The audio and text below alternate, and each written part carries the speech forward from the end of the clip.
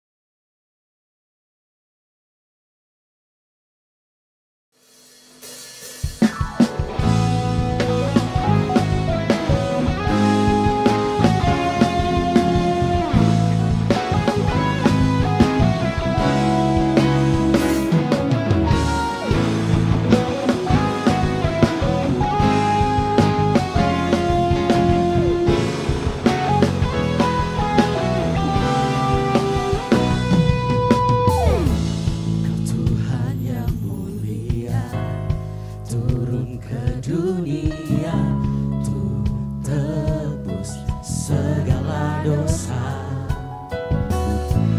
Kau beri keselamatan, beri kesempatan, kasih-Mu mengubahkan.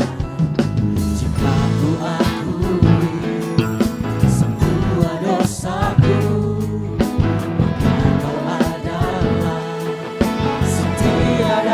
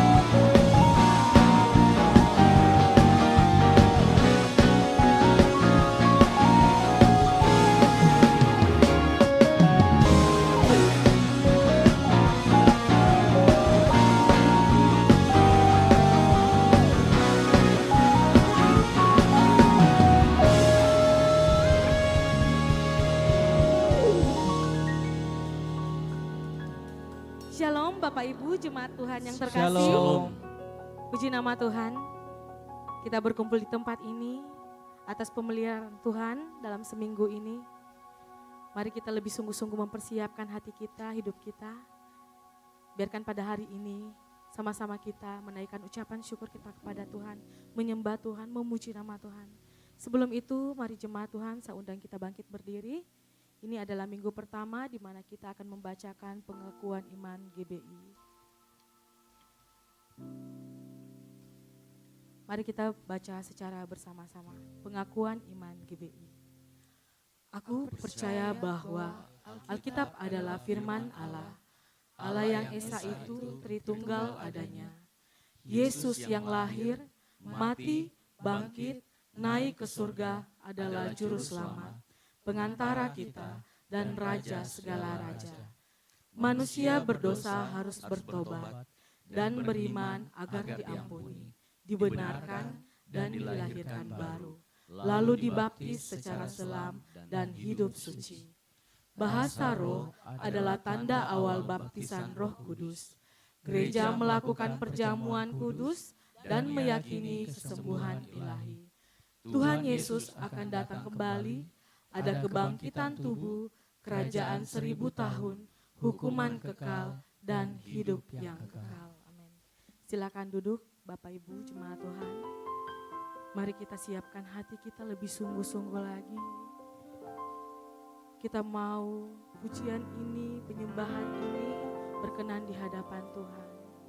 Terima kasih Bapakku yang baik. Kami mengucap syukur atas kebaikan Tuhan, pemeliharaan Tuhan di dalam seminggu yang kami sudah lalui. Semua itu karena anugerah terbesar di dalam kehidupan kami yang daripada-Mu. Kami mensyukuri Tuhan Yesus. Dan saatnya Tuhan, kami datang membawa hidup kami kepada-Mu Bapa. Mau berjumpa di dalam hadirat-Mu. Berikan kami Tuhan kasih anugerah-Mu Bapa. Biarkan setiap kami di tempat ini sungguh-sungguh datang membawa hati kami. Kami mau membawa kerinduan kami. Hancur hati kami kepadamu Bapa. Karena kami tahu hidup kami Engkau sudah tebus Tuhan. Engkau berkati ibadah kami dari permulaan hingga akhirnya Tuhan Yesus. Biarkan seturut dengan kehendak-Mu. Terpuji nama-Mu Bapa. Terima kasih Tuhan, kami memulaikan ibadah kami pada pagi hari ini di dalam satu nama, nama yang ajaib, nama yang berkuasa, yaitu Yesus Kristus Juru Selamat kami. Haleluya, amin.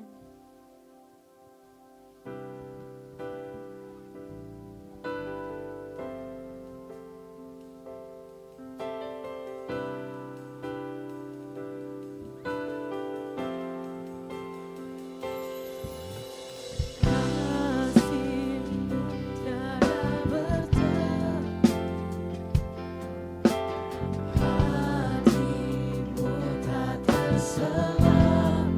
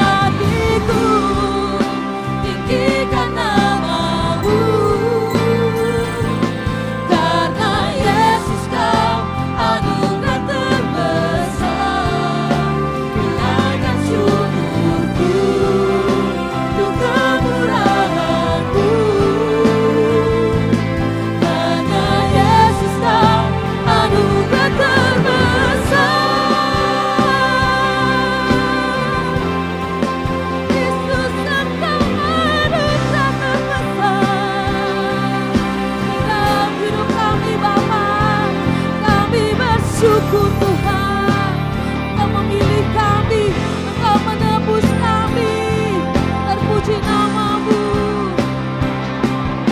Haleluya. Angkat hatiku, tinggikan namamu. Karena Yesus kau anugerah terbesar. Unaikan syukurku untuk kemurahan-Mu. Karena Yesus kau jemaat Tuhan saja dengan lembut katakan, angkat hatiku, tinggikan namamu. Karena Yesus kau anugerah terbesar. Yes, ini pengakuan kami Tuhan. Kami mau menaikkan syukur kami, mau menaikkan pujian kami Tuhan. Karena kami tahu Engkau anugerah terbesar dalam hidup kami. Sekali lagi, angkat hatiku, tinggikan namamu. Amin. Yes, terima kasih Tuhan. Terima kasih Yesus buat cinta-Mu, buat kasih-Mu Tuhan.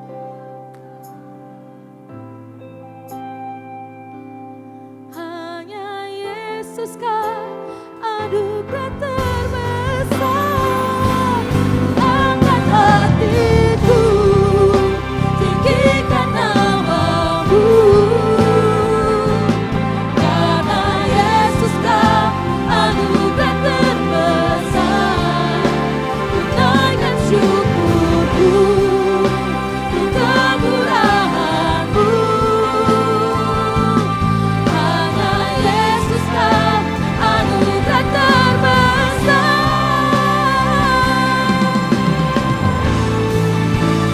Angkat hatiku, tinggikan namamu.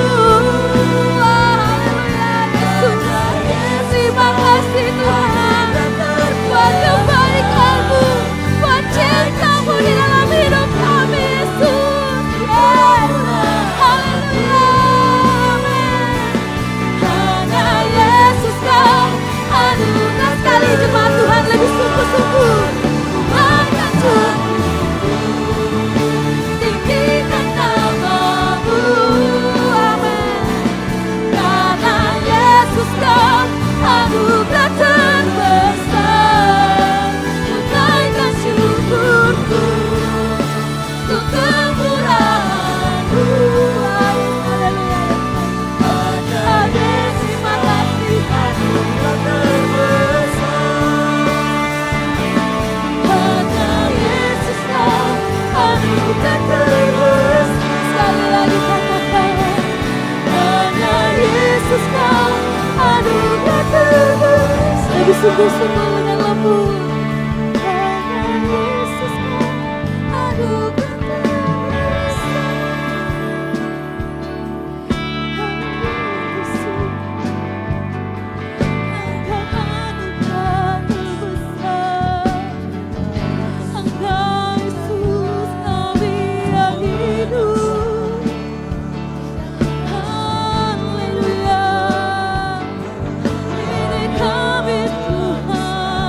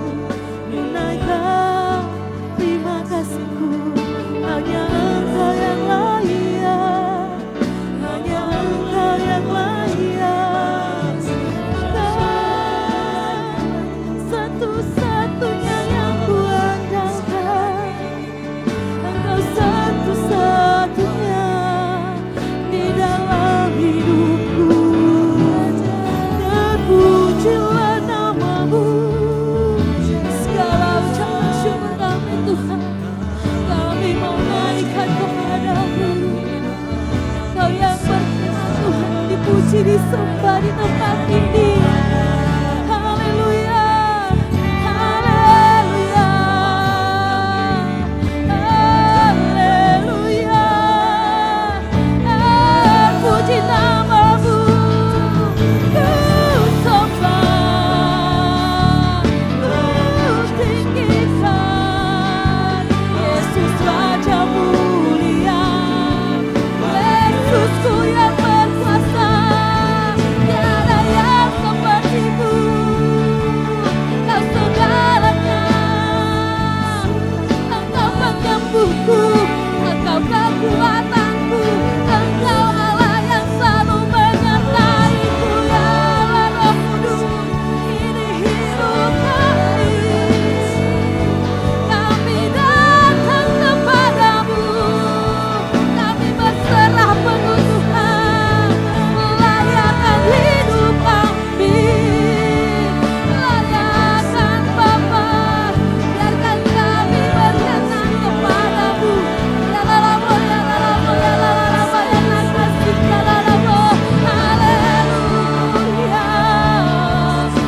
Terima kasih buat kehadiranmu Tuhan, Kau melawat setiap kami, Kau memberikan kami kelegaanmu.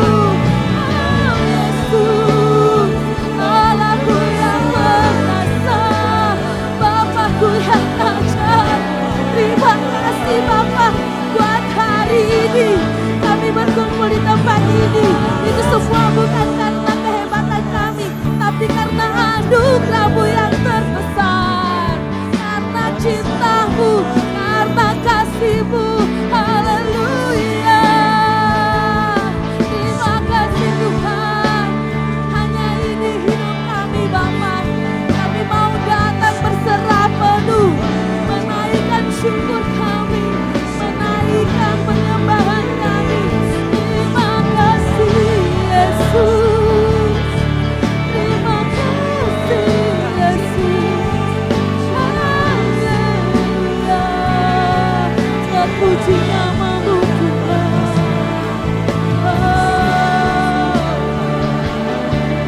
Hanya Engkau yang layak disembah, dipuji, dimuliakan.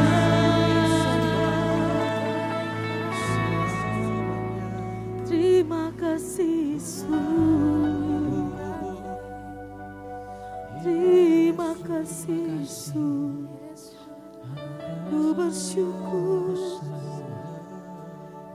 Engkau pakai kami, Engkau memilih kami, Engkau menyelamatkan, Engkau membebaskan. Setiap kami yang datang Tuhan, membawa kerinduan kami.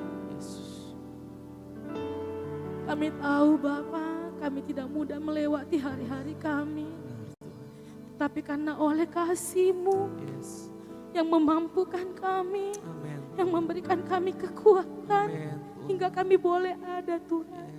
Kami bersyukur memiliki Allah seperti Engkau. Kami bersyukur Tuhan atas nafas yang Kau berikan pada hari ini. Haleluya Yesus. Haleluya. Kami tak dapat membalas kasih-Mu Tuhan. Hanya hidup kami.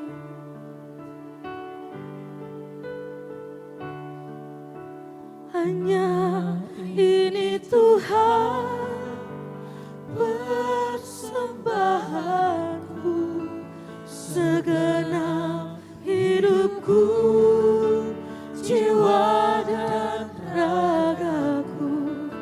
Sebab tak ku miliki harta kekayaan yang cukup berarti untuk ku persembahkan. Hanya ini Tuhan permohonanku, terimalah Tuhan persembahanku. Pakai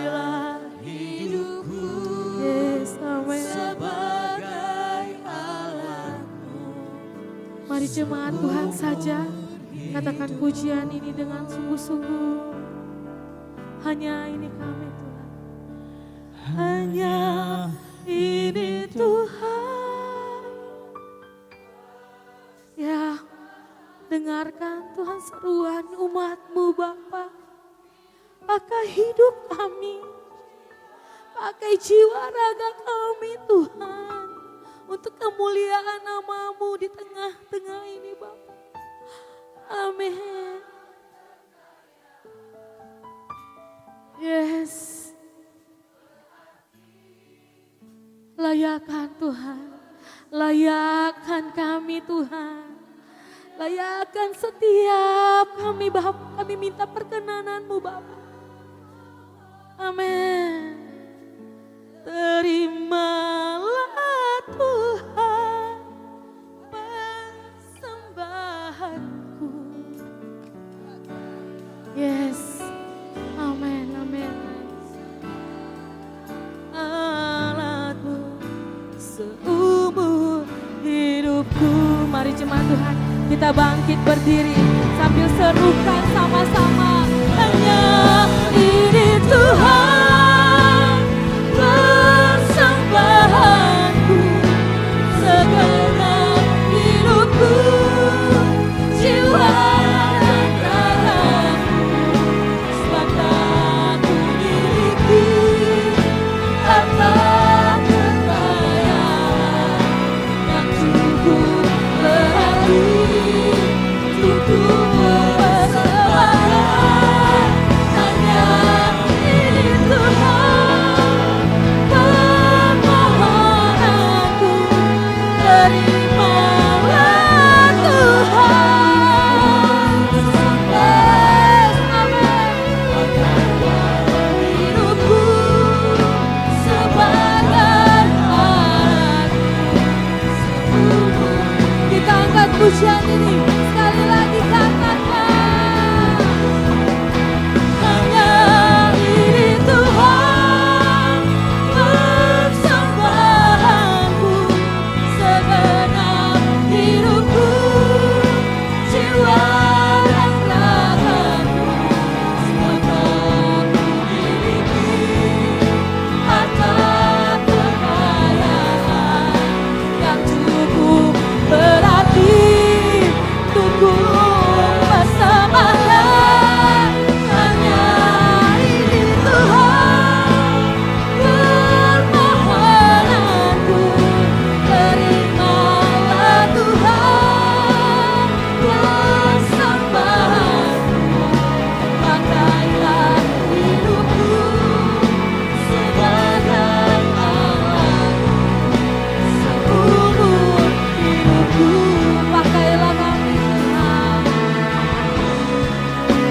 Pakailah hidupku sebagai alatku, seumur.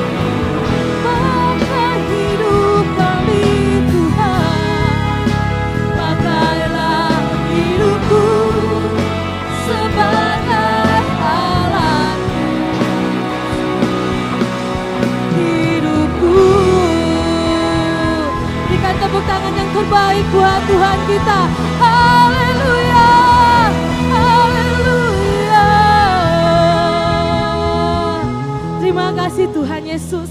Terpuji nama-Mu Bapa. Dan saatnya Tuhan kami mau lebih lagi di dalam Engkau. Mau bersorak, mau melompat, mau memuji nama-Mu Bapa. Setiap kita yang siap untuk lebih lagi memuji nama Tuhan, sama-sama kita katakan amin. Haleluya. Terpuji nama-Mu Bapa.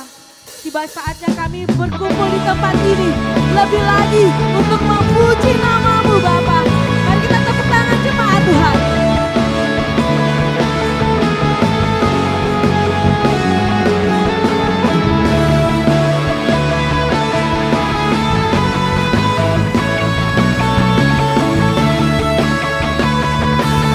Mari kita sama-sama katakan. Tiba saatnya kami berkumpul bersatu dari setiap suku dan bangsa.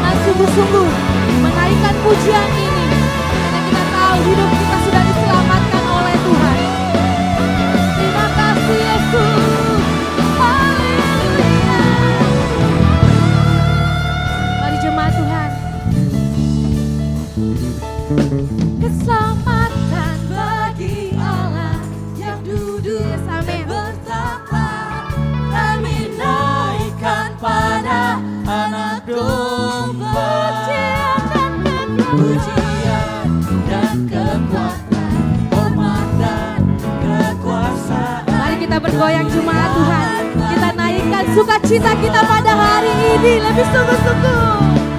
Keselamatan bagi Allah yang duduk dan bertahta. Kami naikkan pada Anak pujian dan kekuatan. Dan kekuatan, hormat dan kekuasaan, kemuliaan bagi-Nya selamanya. Keselamatan bagi Allah yang duduk dan bertahta. Kami naikkan pada Anak domba. Pujian dan kekuatan, hormat dan kekuasaan, kemuliaan bagi-Nya selamanya. Mari sekali lagi lebih sungguh-sungguh. Keselamatan bagi Allah yang duduk dan bertahta. Kami naikkan Kami naikkan kepadamu anak domba yang hidup. dan kekuatan, hormat dan kekuasaan, kemuliaan Katakan kemuliaan bagi Dia. kemuliaan bagi-Nya, kemuliaan Sekali lagi. kemuliaan bagi-Nya selamanya.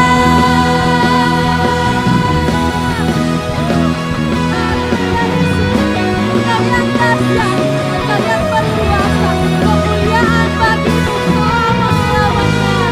Puji nama Tuhan, puji nama Tuhan. Haleluya. Mari jemaat Tuhan, kita lihat samping kiri kanan kita dan katakan Yesusku dahsyat. Haleluya, terima kasih. Terpuji namamu Tuhan. Kita mau serukan Yesus di atas segala raja. Jadi sungguh-sungguh jemaat Tuhan, kita bertepuk tangan. Berikan tepuk tangan yang terbaik buat Tuhan kita. Haleluya, Yesus Engkau dahsyat. Bangkit, serukan nama Yesus maju.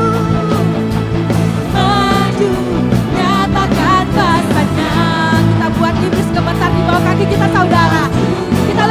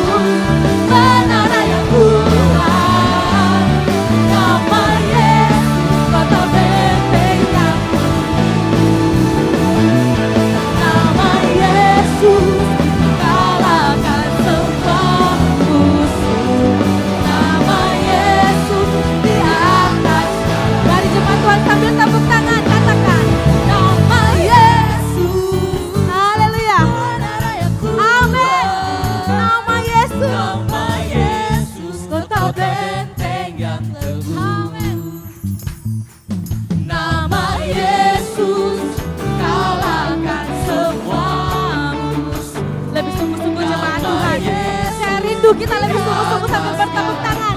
Katakan. Nama Yesus, menara yang kuat. Amin.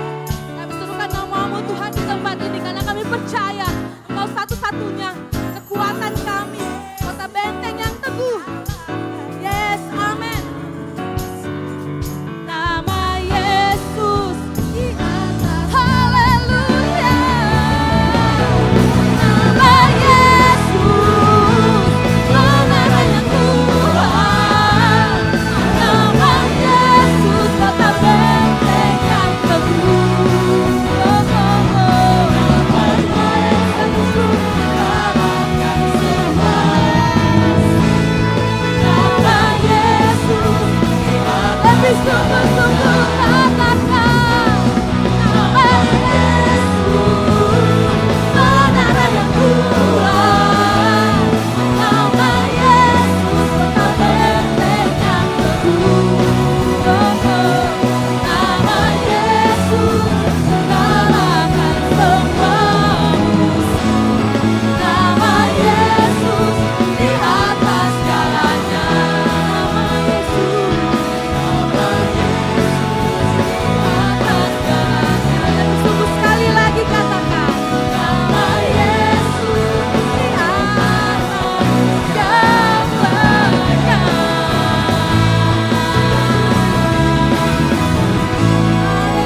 Terima kasih Bapa. Kau segala-galanya Tuhan. Nama yang hebat, nama yang ajaib. Amin. Terima kasih jemaat Tuhan. Saya persilakan kita duduk kembali. Kita akan mendengarkan pembacaan katekismus. Dipersilakan bagi yang bertugas.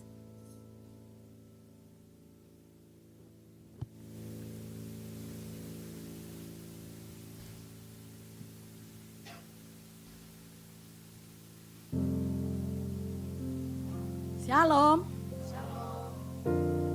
Pembacaan katekismus minggu ini terdapat satu pertanyaan. Pertanyaannya saya akan baca dan jawabannya kita baca bersama-sama. Pertanyaannya, berikan contoh ajaran yang bertentangan dengan Trinitas. Mari kita baca bersama-sama jawabannya. 3, 2, 1. Partialisme. Aliran ini mengajarkan bahwa Allah Bapa, Allah Anak, dan Allah Roh Kudus merupakan 3 komponen atau bagian dari satu Allah. Bapa, Anak, Roh Kudus hanyalah bagian-bagian dari Allah secara terpisah. Mereka tidak sepenuhnya Allah. Hanya ketika mereka bergabung, mereka baru menjadi Allah sepenuhnya. Triteisme. Paham ini menyatakan bahwa Bapa, Anak, dan Roh Kudus adalah 3 pribadi ilahi yang independen atau berdiri sendiri. Mereka memiliki hakikat dan substansi yang sama, namun terpisah satu dengan yang lainnya. Triteisme mengajarkan bahwa ada 3 Allah yang benar-benar terpisah satu dengan yang lain.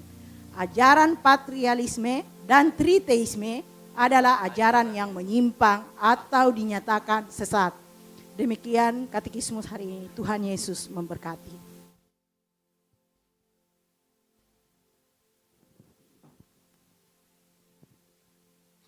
Saatnya kita akan masuk ke dalam kebenaran firman Tuhan. Namun sebelumnya disampaikan kepada jemaat Tuhan yang hadir bersama dengan adik kecil, boleh diarahkan adik-adik kita menuju ke ruang Daud di lantai dasar untuk mengikuti pengajaran sekolah minggu dari guru-guru sekolah minggu. Terima kasih. Mari kita siapkan hati kita. Sebab Kau yang kami andalkan Tuhan. Kau yang setia dalam kehidupan kami. Tidak sedetik pun Kau meninggalkan kami Tuhan. Kami naikkan syukur kami pagi hari ini. Segala kebesaran-Mu, segala kemuliaan-Mu. Terima kasih.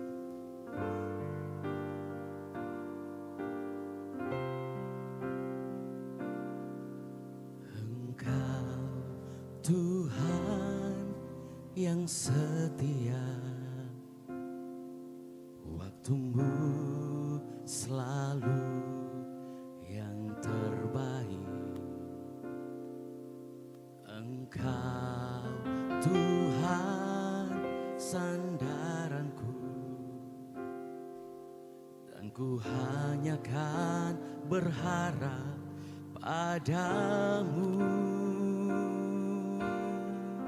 Satu-satunya yang ku andalkan,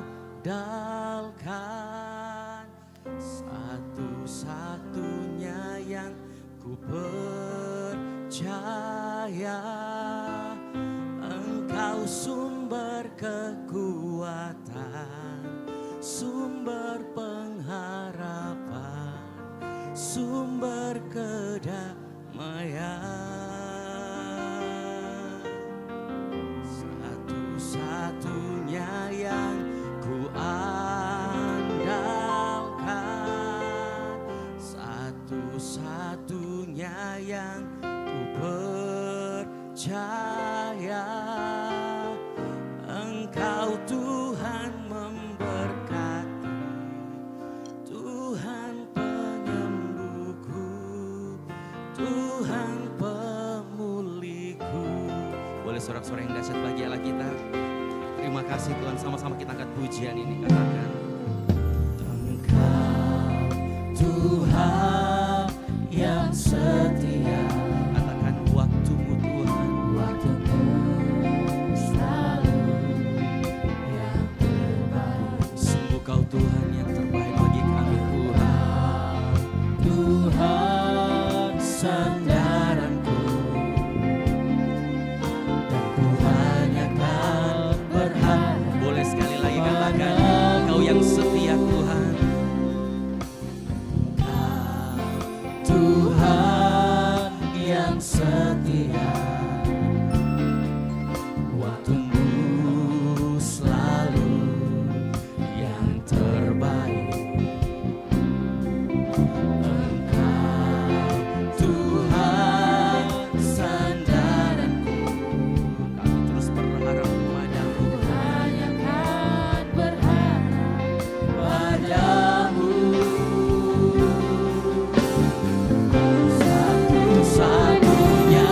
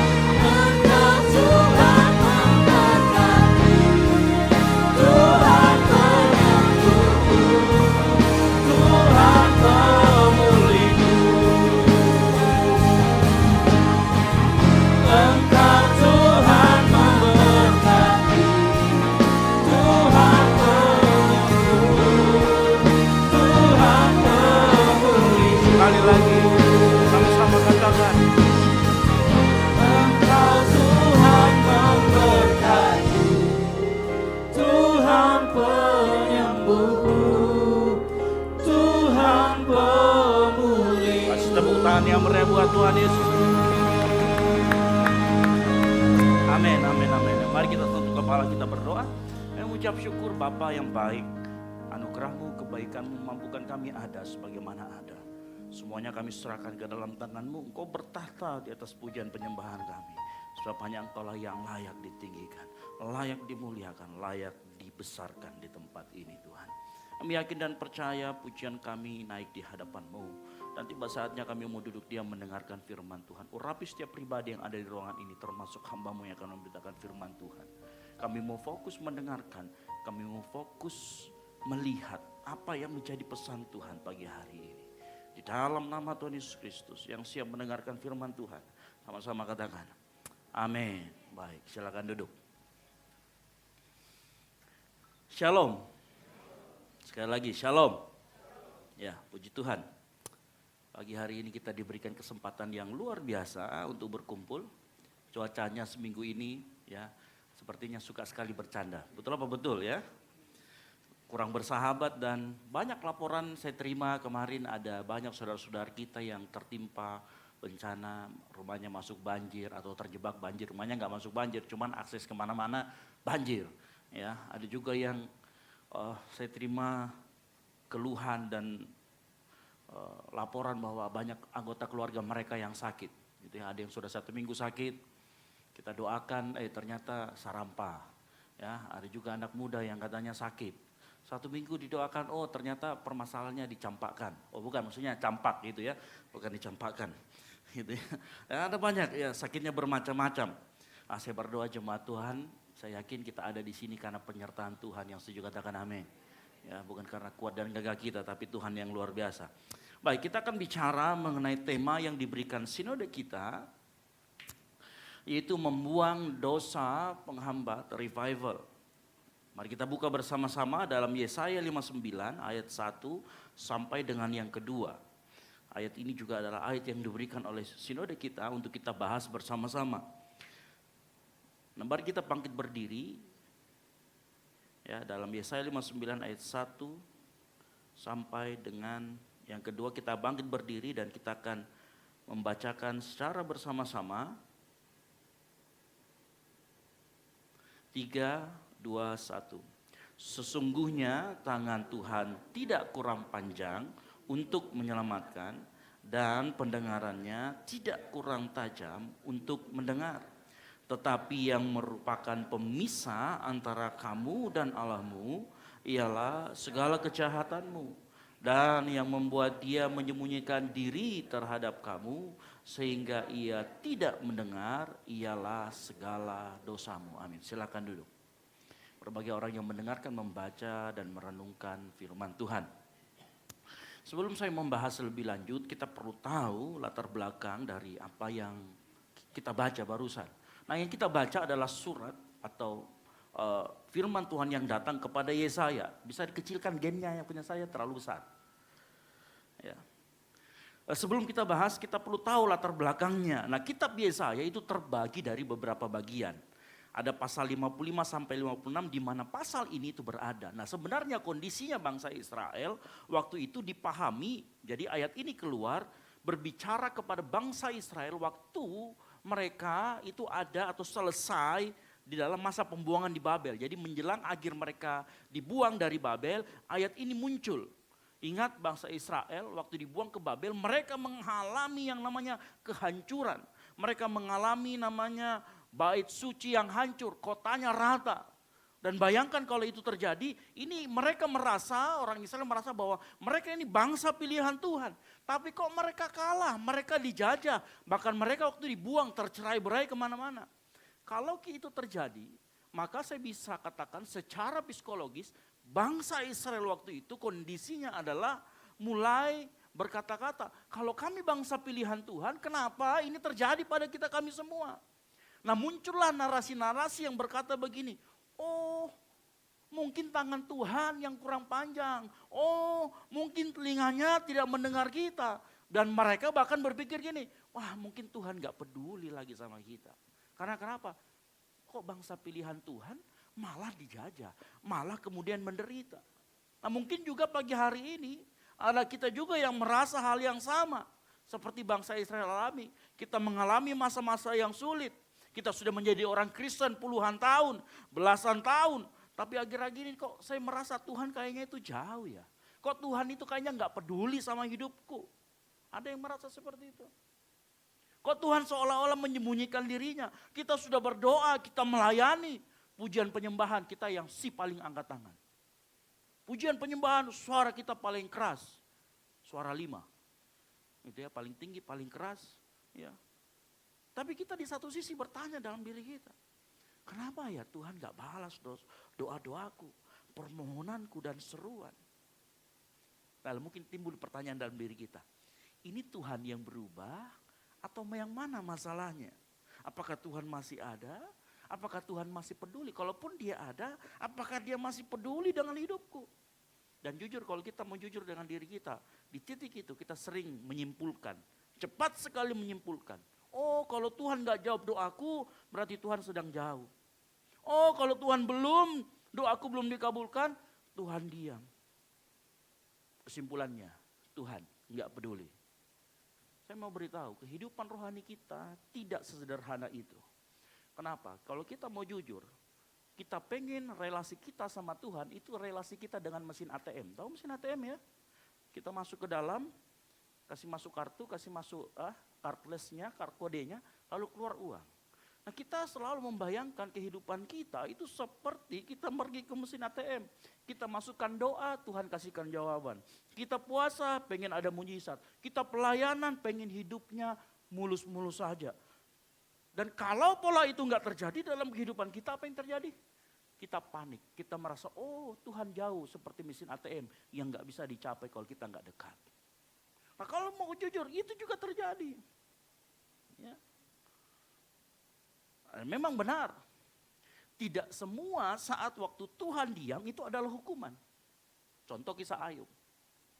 Waktu Tuhan diam, Ayub merasa Tuhan jauh. Tetapi sebenarnya yang terjadi adalah Ayub sedang diperdalam pemahamannya tentang Tuhan.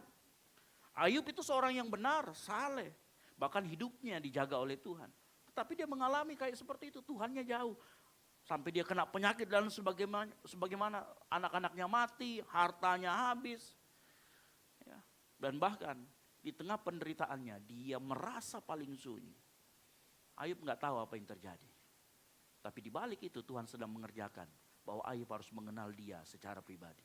Makanya nanti di akhir Ayub ngomong, selama ini dari orang saja saya mengenal Tuhan. Tapi sekarang saya mengenal dia secara pribadi. Ya mungkin kita ada di fase seperti itu. Ya. Khusus untuk kasus Ayub, di mana Tuhan diam, bukan tanda Tuhan gak hadir, bukan. Tetapi tanda Ayub sedang diproses lebih dalam. Mungkin ada juga yang kita mengalami itu. Ya. Nah yang perlu kita hati-hati jangan sampai begini. Kita merasa Tuhan jauh, kita merasa Tuhan gak dekat, hidup kita terasa kering, langsung kita ngomong. Hidupku seperti Ayub.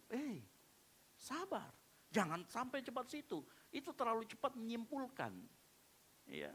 Ada 2 kemungkinan kalau kita terasa kering. Ya. Yang pertama, betul kita sedang diproses seperti Ayub. Yang kedua, kitanya yang sedang menjauh seperti apa yang dikatakan dalam Yesaya. Ya. Kedua proses ini dalam kehidupan kita seringkali terasa sama di bagian luarnya. Bahkan kalau orang kita lihat, oh hidupnya kok menderita banget ya. Ya, seringkali kita jujur, kalau kita mau jujur, kita selalu judge, pasti ada dosanya ini. Prosesnya juga bisa terlihat sama seperti pada saat apa yang dialami Ayub. Makanya kita perlu tahu pagi hari ini. Ya. Nah kalau prosesnya seperti Ayub, orangnya dia tetap rindu. Meskipun gak mengerti apa yang terjadi, dia tetap ada keinginan mencari Tuhan. Tapi kalau yang kedua tadi, yang pertama kan Ayub diproses Tuhan. Kalau yang kedua, yang karena dosa, nah ini beda lagi ceritanya. Inilah yang terjadi dalam Yesaya 59 ayat 1 sampai 2. Ya. Saya harus bagikan ini supaya apa? Supaya nanti kita tahu, oh ternyata saya sedang diproses seperti Ayub. Kalau kita sedang diproses seperti Ayub, maka kita bisa berdoa, Tuhan kuatkan aku. Tapi kalau kita ternyata ada dosa yang kita simpan, ya ada sebuah hal yang memisah kita dengan Tuhan, maka kita bisa berkata, Tuhan tegur aku. Tuhan sucikan aku, tahirkan aku. Nah jangan sampai kita nggak bisa identifikasi itu. Makanya kita akan coba, pagi hari ini coba kita lihat ya, kita akan bicara mengenai ini. Yesaya 59 ayat 1 sampai 2, terutama bagaimana kalau kehidupan kita ternyata kita yang sedang menjauh. Bagaimana cara kita bisa tahu? Karena ini hal yang halus. Ya, kita akan sama-sama belajar. Kita akan mulai begini. Dalam Yesaya 51 ayat 1 sampai yang kedua, ini adalah kasus yang tadi saya katakan. Ini dia mereka yang sedang menjauh, bukan karena diproses seperti Ayub. Ya, bangsa Israel lah yang menjauh dari Tuhan. Kalau kita baca baik-baik, maka problemnya itu bukan ada sama Tuhan. Kenapa? Posisi Tuhan gak pernah berubah. Kapasitas Tuhan dan kemampuan Tuhan gak pernah berubah. Dari dulu, sekarang sampai selamanya, dia gak pernah berubah. Baik kuasanya, kemampuannya, kemahatauannya, dan posisinya gak pernah berubah. Lalu apa yang berubah? Yang berubah adalah kitanya manusia atau kondisi kita. Saya ibaratkan, kalau mimbar ini adalah Tuhan, maka yang terjadi adalah kita yang pergi jalan kemana-mana. Sehingga apa? Kita menciptakan jarak dengan Tuhan. Itulah yang terjadi. Makanya dikatakan sama Yesaya, Tuhan, tangan Tuhan tidak kurang panjang. Telinga Tuhan tidak kurang mendengar. Tuhan gak tuli. Kitalah yang bermasalah. Kalau Tuhan mau menyelamatkan, ia sanggup dan ia bisa. Kalau Tuhan mau merespon, ia sanggup, ia mendengar. Nah kesalahannya biasanya seringkali ada di pihak kita. Kenapa? Nanti kita akan sama-sama, karena kita masih melakukan kejahatan dan dosa. Kalau di Yesaya dikatakan apa? Yang menjadi pemisah adalah apa? Dikatakan kejahatan dan dosa. Nah cuman saya mau kasih tahu, kejahatan dan dosa seringkali itu hanya buah. Tapi ada akar yang tersembunyi di dalamnya yang harus kita cabut. Nah akar ini yang akan kita bicarakan. Bapak Ibu harus tahu, dosa itu bukan sekedar kesalahan atau pelanggaran. Tapi adalah kondisi di mana relasimu dengan Tuhan itu menjadi rusak. Makanya Yesaya itu menggunakan frasa, menyembunyikan diri. Tuhan gak mungkin sembunyi, emang kita main petak umpet sama Tuhan? Enggak kan? Tuhan gak mungkin menyembunyikan diri, Tuhan juga gak mungkin berpisah. Gak mau berpisah dari kita, tapi yang menjadi pemisah adalah kita. Dan waktu Yesaya mengutarakan Tuhan menyembunyikan diri dan ada pemisah, dia berbicara tentang sebuah relasi yang rusak. Menunjukkan bahwa dosa itu mengakibatkan hubungan antara manusia dengan Tuhan itu rusak. Makanya dosa itu selalu mengubah kondisi relasi. Saya kasih ilustrasi. Bayangkan kalau kita ada di matahari, di bawah matahari, ya, terus kita ambil kacamata riben. Mataharinya kan terang banget. Waktu kita pakai kacamata riben, mataharinya redup. Goblok, bukan mataharinya yang redup, tapi apa? Kita yang pakai kacamata hitam. Nah seringkali inilah kondisi kita. Makanya saya kasih tahu, dosa, PPT-nya? Dosa itu bukan sekedar pelanggaran atau aturan, tetapi perusak relasi. Ya. Nah apa akarnya yang akan kita bicarakan? Ya. Nah perhatikan ya, bangsa Israel waktu zaman Yesaya itu bukan bangsa yang ateis. Mereka itu mengakui adanya Tuhan. Mereka pun beribadah kepada Tuhan. Mereka masih menyebut nama Tuhan, nama Yahweh. Bahkan mereka punya sistem keagamaan yang terbaik. Makanya kita bisa lihat sebenarnya masalahnya bangsa Israel bukan tidak percaya sama Tuhan. Mereka percaya sama Tuhan. Mereka bukan berhenti percaya sama Tuhan. Masalah utama mereka sebenarnya adalah hati mereka terbagi. Hati mereka mendua. Ini yang kita sebut dengan mendua hati. Kenapa? Di satu sisi mereka masih percaya sama Tuhan, tetapi di sisi lain mereka hidup dengan kemauannya sendiri. Inilah yang disebut dengan mendua hati. Dan ketika mendua hati yang terjadi adalah apa? Prioritas menjadi kabur, komitmen menjadi lemah. Akhirnya apa? Berbuat dosa menjadi hal yang biasa. Makanya coba perhatikan hidup kita. Kalau hidup kita mendua hati, yang terjadi apa? Nggak akan tenang. Ya. Siapa yang pernah dengar kasus yang kemarin, yang baru-barusan terjadi? Ya, mahasiswa UN yang cowok, dia kapakin ceweknya. Cek per cek ternyata ceweknya mendua hati. Ya, nanti silakan cari kronologisnya.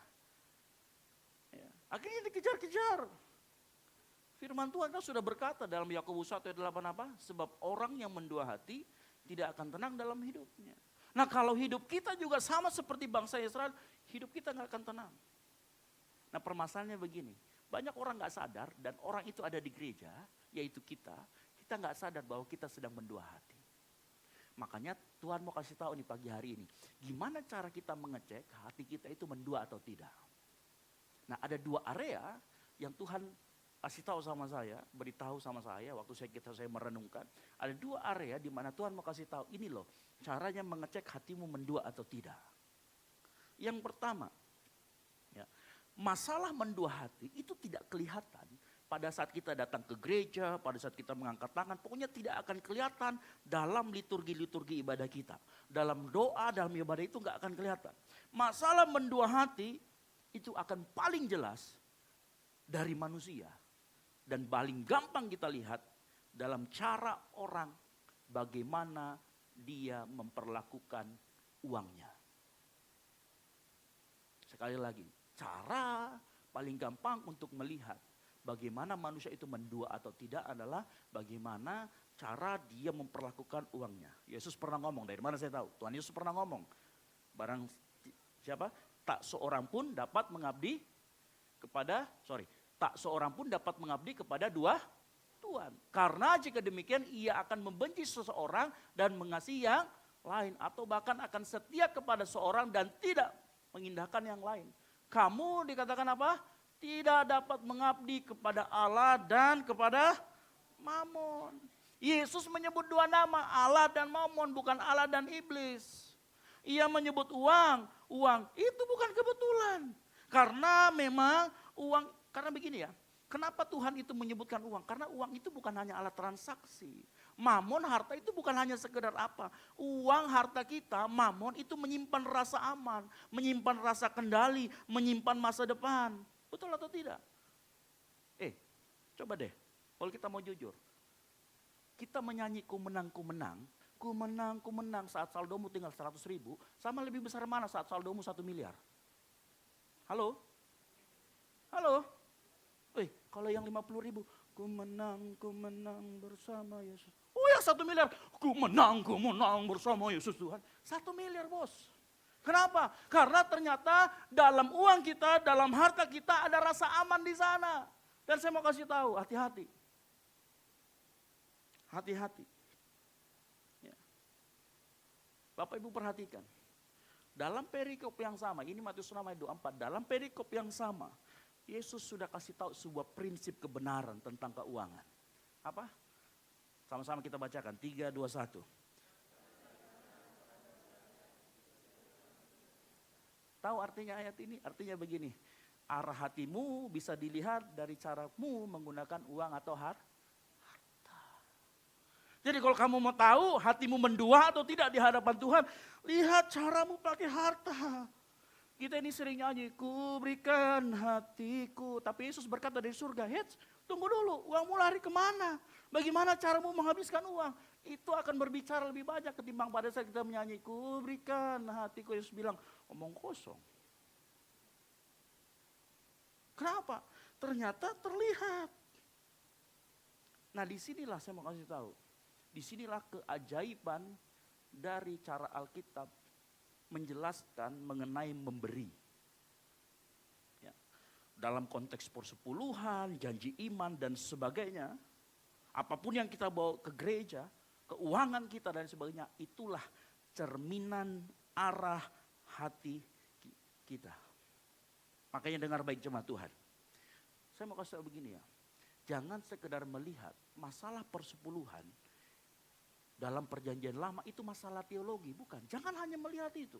Karena kalau kita hanya melihat masalah persepuluhan, memberi janji iman itu hanya masalah teologi, makanya orang berantem di media sosial, perpuluhan gak berlaku, perpuluhan sudah dibatalkan dan sebagainya. Kenapa? Karena hanya melihat sebagai sesuatu masalah teologi. Padahal kalau kita mau lihat dari sisi yang lain, saya mau beritahu kepada jemaat Tuhan, tindakan memberi dalam persepuluhan, janji iman, taburan dalam pekerjaan Tuhan itu simbolik yang menyatakan bahwa Tuhan adalah pemilik segala sesuatu. Saya akan jelaskan nanti. Makanya dengar baik, persepuluhan, pemberian, apapun itu yang kita pakai untuk pekerjaan Tuhan itu adalah cerminan arah hati kita. Kalau arah hati kita mendua, percayalah. Ya. Nah, saya tidak ragu bahas ini, kenapa? Di tempat kita, semua keuangan dikelola secara transparan. Mungkin belum terlalu baik karena kita tidak ada ahli keuangan di sini.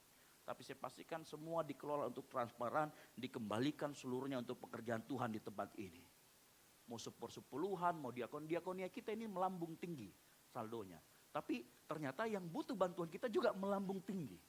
Saya bilang, oh puji Tuhan, berarti Tuhan memang menyiapkan dulu.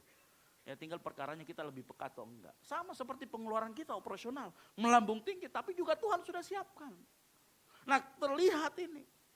Makanya saya nggak akan ragu bahas ini. Makanya begini, dalam Maleakhi 3 ayat 10, saya nggak mau pakai ayat ini untuk menekan jemaat. Saya juga nggak mau ayat ini untuk penebalan kata berkat. Tapi saya mau lihat sih, sebenarnya kalau kita mau lihat ya, kalau baca ayat ini secara keseluruhan, ini ayat itu seolah-olah Tuhan mau ngomong begini sama kita nih. Jemaatku, ya, percayalah, kalau kamu kasih ke saya, ya kan, nanti saya akan kasih kamu berkat. Itu sebenarnya seperti itu berbicara tentang kepercayaan. Sama seperti gini lah ya, ada orang teman, ini misalkan, ini aspek kepercayaannya yang saya beritahukan. Kalau ada teman sama kita datang kepada kita, Pak, saya pinjam uang tak 100.000, percayalah tanggal 2 besok saya akan kembalikan. Maka yang terlintas di pikiran kita bukan 100.000-nya, tapi kepercayaannya. Mengerti sampai di sini? Jadi waktu ayat ini berbicara bawalah seluruh persembahan, baru lihat, ujilah aku akan membuka. Itu bicara tentang kamu percaya nggak sama saya? Ini bukan masalah berkatnya besar atau model berkatnya harus bentuk uang, bukan. Ya. Saya nggak mau, sekali lagi, ini bukan masalah kau mau dapat berkat lebih, menabur lebih, bukan. Tapi saya mau lihat lihat, Tuhan mau kita percaya sama Dia. Saya coba jelaskan. Dalam perjanjian lama, Tuhan itu memerintahkan bangsa Israel membawa persepuluhan. Nah persepuluhan yang dibawa itu bersamaan dengan yang namanya penghasilan pertama atau buah bungaran. Nah dalam prakteknya bangsa Israel itu perpuluhan dan buah bungaran itu selalu digabung. Artinya gini, waktu mereka datang persepuluhan itu selalu yang paling utama, pertama.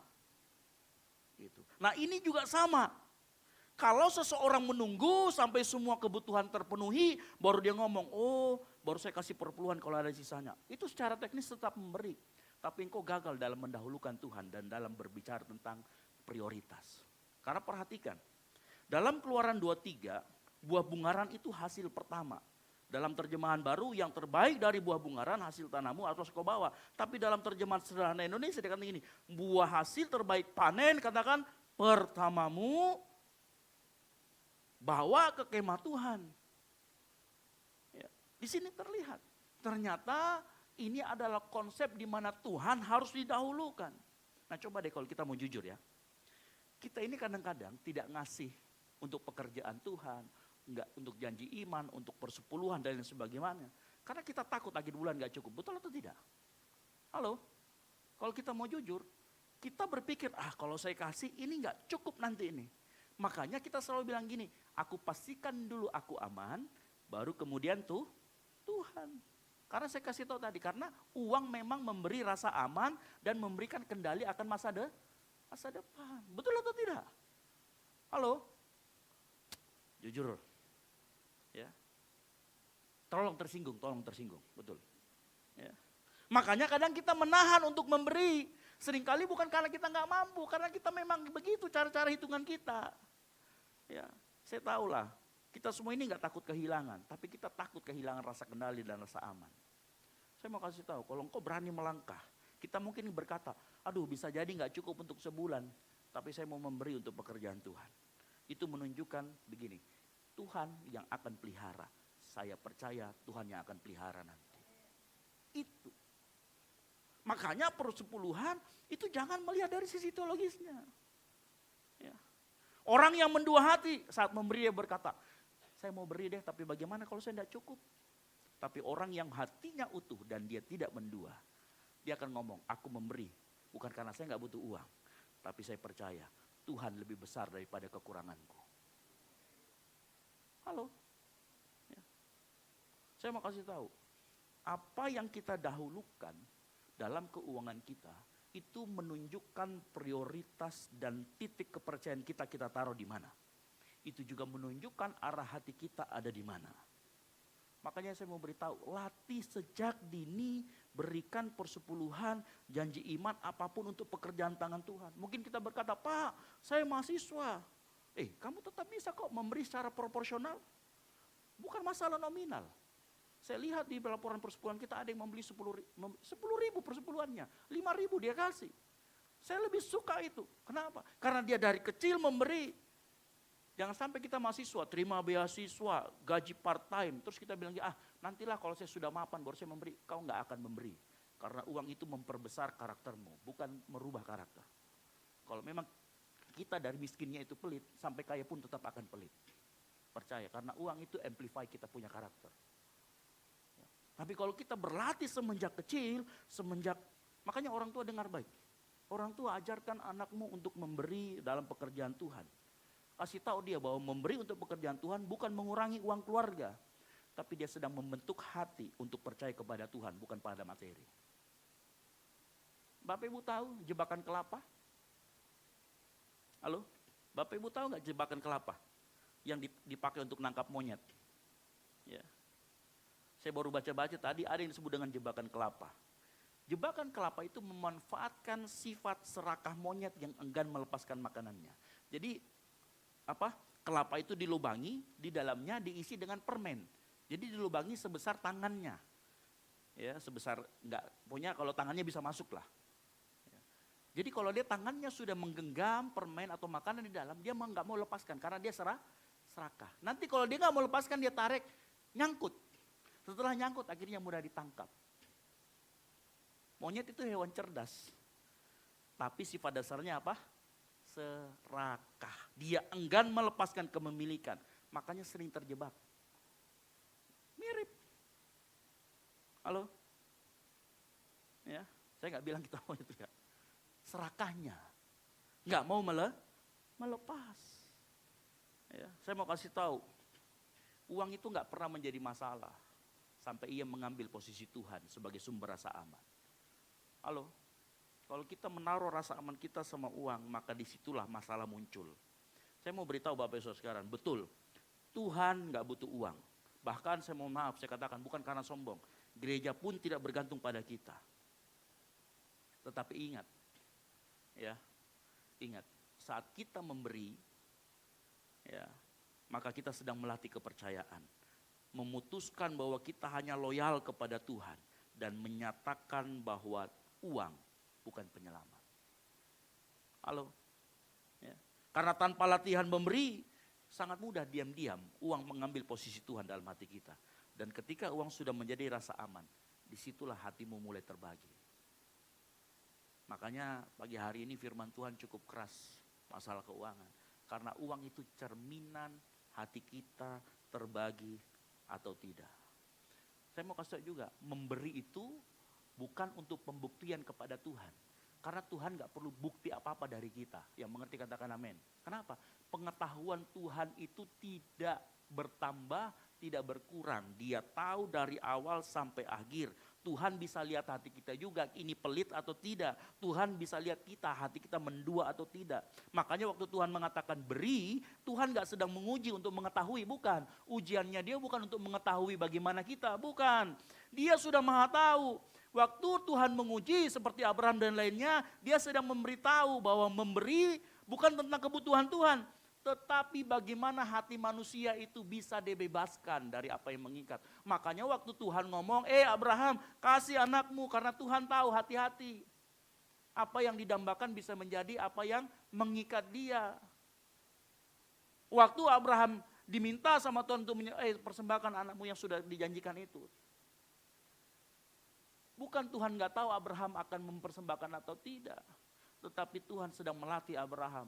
Bahwa sumber utamanya itu bukan anaknya. Sumber kebahagiaannya bukan si Ishak, tetapi dari Tuhan. Hal yang sama, masalah keuangan. Masalah uang yang kita pegang. Sumber utamanya itu bukan, sumber aman kita bukan uang, tapi itu Tuhan. Nah pada saat kita ngasih berarti kita percaya, sumber utama saya asalnya dari Tuhan. Makanya saat kita memberi, kita sedang melatih kepercayaan.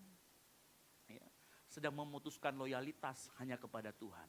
Dan sedang menyatakan bahwa uang itu bukan penyelamat. Ini harus dilatih. Karena kenapa? Uang itu bisa diam-diam menggantikan posisi Tuhan. Ya. Kalau kita memahami ini, kita nggak akan terjebak dalam pemahaman-pemahaman atau perdebatan teologis tentang persepuluhan, janji iman dan lain sebagainya. Kalau kita memahami ini, mau kita persepuluhan, mau kita memberi, tidak akan lagi terasa kayak setoran ke Tuhan. Karena ada banyak orang kalau kesaksian, gara-gara saya tidak memberi persepuluhan, saya ditegur sama Tuhan. Emang Tuhan preman? Kalau kamu nggak setor, pagarnya saya buka biar kau kecelakaan. Emang Tuhan begitu? Enggak. Ya, makanya berhenti kalau misalkan kesaksian memberi baru dilindungi. Tuhan itu bukan preman. Ya. Sekali lagi, persepuluhan dan memberi untuk pekerjaan Tuhan tidak boleh terasa seperti uang setoran. Tetapi sebagai suatu ladang tempat kita melatih kepercayaan agar arah hati kita tetap benar dan tidak mendua. Kalau itu kita pahami, kita akan itu kalau misalkan ada orang nih, ya, kalau ada orang kasih, Pak, taburan untuk pekerjaan Tuhan, kita berlomba-lomba. Kenapa? Ini taburan, ini tempat kita melatih. Halo? Firman Tuhan berkata, Amsal 3 ayat 9. Muliakanlah Tuhan dengan hartamu dan dengan hasil pertama dari segala penghasilanmu. Saya tahu mungkin, Pak, saya ini masih bolong-bolong, Pak. Saya ini masih bikin gak apa-apa. Ayo, berlatih. Kalau ada kesempatan memberi, memberi. Kalau ada kesempatan untuk menabur, menabur. Berlatih. Supaya apa? Hati kita tidak mendua. Supaya apa? Hati kita tetap terjaga kemurniannya hanya untuk Tuhan. Supaya hati kita tahu sumber utama hidup kita itu bukan apa yang kita miliki, tetapi siapa yang memiliki kita, namanya Tuhan Yesus. Nah kalau kita sadar hal ini, anak muda store proposal langsung keluar. Ini bukan karena mereka kurang dana, bukan. Serius, waktu saya merenungkan ini, oke Tuhan saya akan ngomong ini, tapi saya mohon supaya hati saya benar di hadapan Tuhan. Yang kedua, area pertama itu finansial. Area yang kedua, kalau tadi yang masalah pertama mendua hati itu terlihat dari cara kita menggunakan uang, maka masalah mendua hati yang kedua itu terlihat dari bagaimana orang menggunakan waktunya. Sama-sama katakan menggunakan waktu. Nah kita sering berpikir mendua hati itu soal kita pasang patung di rumah kemudian kita sembah. Atau dosa yang kelihatan, bukan. Padahal bentuknya kadang lebih sederhana dan lebih halus, yaitu apa? Cara kita menggunakan waktu.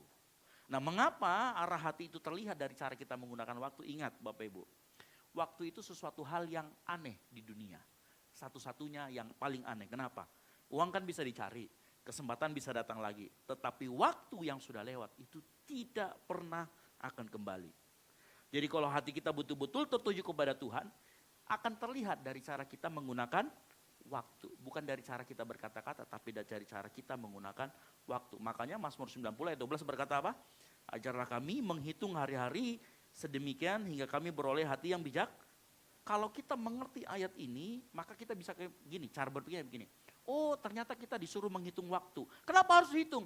Supaya kita semua sadar bahwa hidup kita itu terbatas. Waktu kita itu terbatas. Nah orang yang hidupnya terbatas, tidak akan sembarangan dia pakai waktunya. Dia akan menggunakan waktunya untuk sesuatu yang bernilai kekal. Dan sesuatu yang bisa membangun kedekatan hubungannya dengan Tuhan. Yang mengerti katakan amin. Makanya Efesus 5 berkata apa? Karena itu perhatikanlah dengan seksama bagaimana kamu hidup. Jangan seperti orang bebal tetapi seperti orang arif. Dan pergunakanlah waktu yang ada. Perhatikan kata pergunakan waktu yang ada. Ini sifatnya aktif. Artinya apa? Engkau harus kelola waktumu dengan sadar, bukan mengalir tanpa arah. Bagaimana masa depanmu? Saya mengalir di saya. Oh, no. Itulah kenapa banyak orang yang hidupnya mendua hati, nggak jelas hidupnya. Ditanya, 2 tahun lagi mau kemana? Mengalir saja. Yang mengalir itu kalau di sungai itu cuma 2. Sampah dan yang kuning. Halo? Betul apa tidak? Ya. Jadi seperti ikan salmon. Jelas tujuannya kemana. Berani lawan arus. Berani atur waktu dengan baik. Ya. Contoh. Antara nongkrong sama pelayanan. Kalau setiap kali ada pelayanan. Setiap kali kita ditentang pelayanan. Nanti. Tapi begitu diajak nongkrong. Gas. Biar lagi kata-kata lagi sumeng-sumeng. Tahu sumeng-sumeng ya? Kayak lagi agak sedang demam-demam. Pelayanan, aduh sumeng-sumeng kak. Enggak bisa kak, sakit kepalaku. Tapi begitu temannya, pergi nongkrong yuk di CPI. Gas. OTW. Padahal baru di tempat tidur itu, bilang mama yang OTW. Halo, terlihat orang yang mendua hatinya, ingin dekat sama Tuhan, tapi nggak mau kehilangan kenyamanan pribadinya. Ini juga orang yang mendua hati. Mengaku ingin dipakai Tuhan, tetapi hidupnya dia mau atur sendiri untuk kesenangannya. Nongkrong nggak salah, sekali lagi nongkrong nggak salah. Dan relasi itu penting. Yesus juga kan banyak makan bersama pemungut cukai dan lain sebagainya. Maka pertanyaannya itu bukan boleh nggak boleh nongkrong, bukan. Tetapi pertanyaannya adalah apakah dengan saya nongkrong, relasiku dengan Tuhan semakin dekat atau tidak, itu dia. Kalau apa yang kita gunakan waktu kita membuat kita semakin jauh sama Tuhan, cermin. Berarti kita sedang mendua hati. Ya. Bayangkan nih, kalau anak mahasiswa ngaku, pokoknya kuliah itu nomor 1. Tapi dari pagi sampai pagi dia main ML. Halo, itu namanya mendua hati.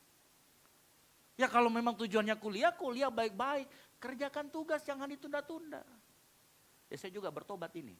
Dulu saya ngaku keluarga nomor 1, tapi pulang itu saya buka main game. Nanya istri saya, bertobat. Dan saya kasih tahu itu susah sekali untuk dihilangkan. Ya. Bertobat.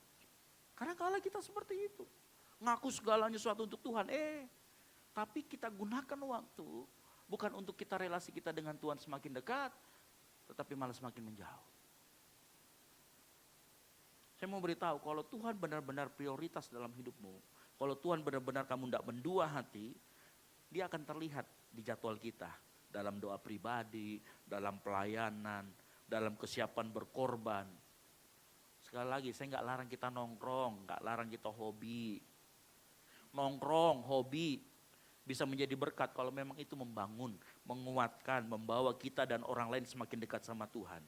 Tapi kalau nongkrong, kegiatan kita menggantikan panggilanmu untuk bersaksi, menggantikan tanggung jawab rohanimu untuk melayani, menggantikan membuat engkau malas untuk bertumbuh.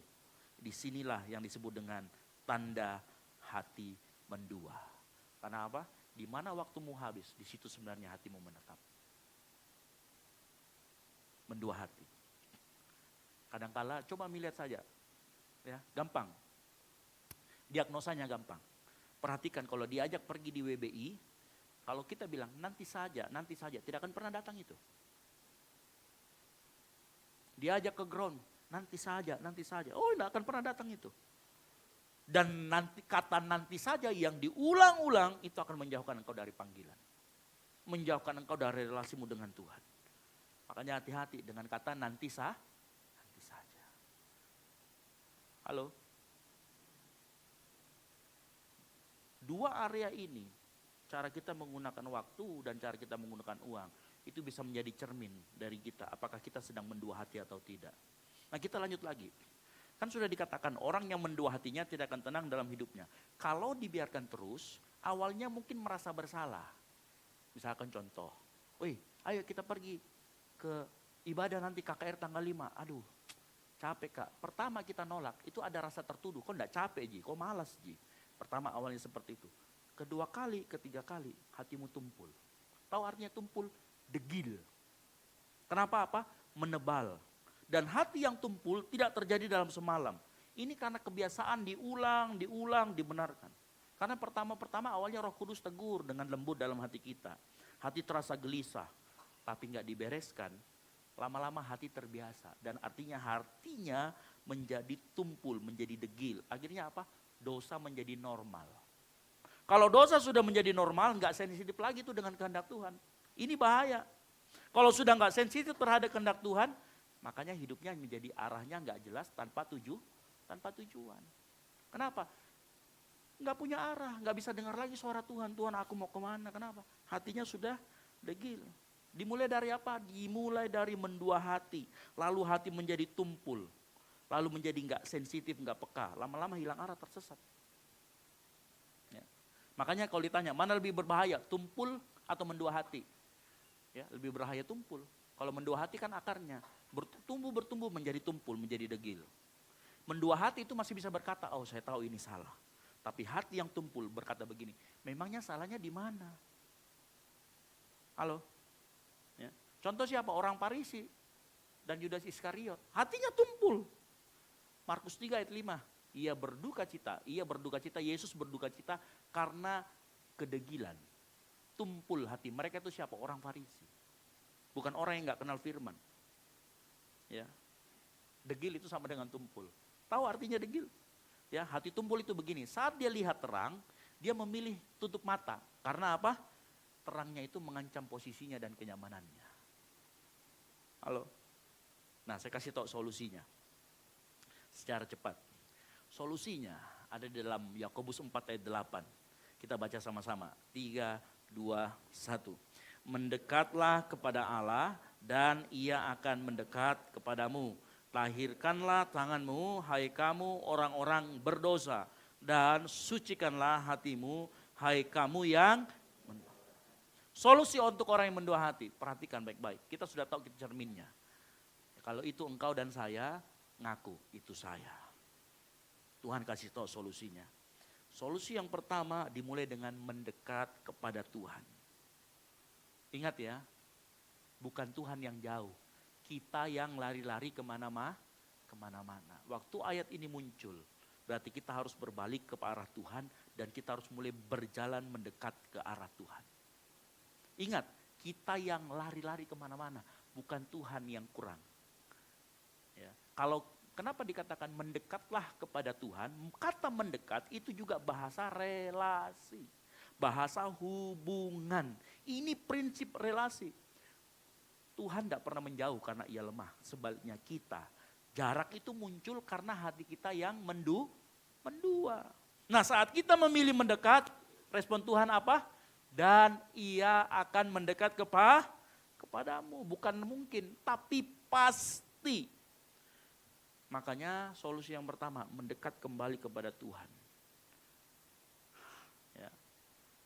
Mungkin kita berkata begini, Pak, kita kan manusia berdosa, nggak mungkin kita mendekat kepada Allah karena Allah adalah kudus. Nah, kalau Allah adalah kudus, manusia berdosa, bagaimana mungkin manusia bisa mendekat? Bukankah justru kekudusan Allah membuat jarak itu mustahil ditembus, Pak? Iya betul, dalam perjanjian lama memang ada jarak, makanya kan tirai bait Allah kan ada tirainya tinggi. Ada tirai yang memisahkan ruang Maha Kudus dan ruang kudus. Nggak semua orang bisa masuk, yang masuk cuma imam, itu pun 1 tahun 1 kali. Ya. Kekudusan Allah itu fakta dan sesuatu yang menggentarkan. Ingat, masalahnya bukan Allah tidak mau mendekat. Masalahnya adalah dosa kita yang membuat kita tidak mungkin bisa bertahan di hadapan Tuhan. Karena firman Tuhan berkata, kuduslah kamu sebab aku kudus.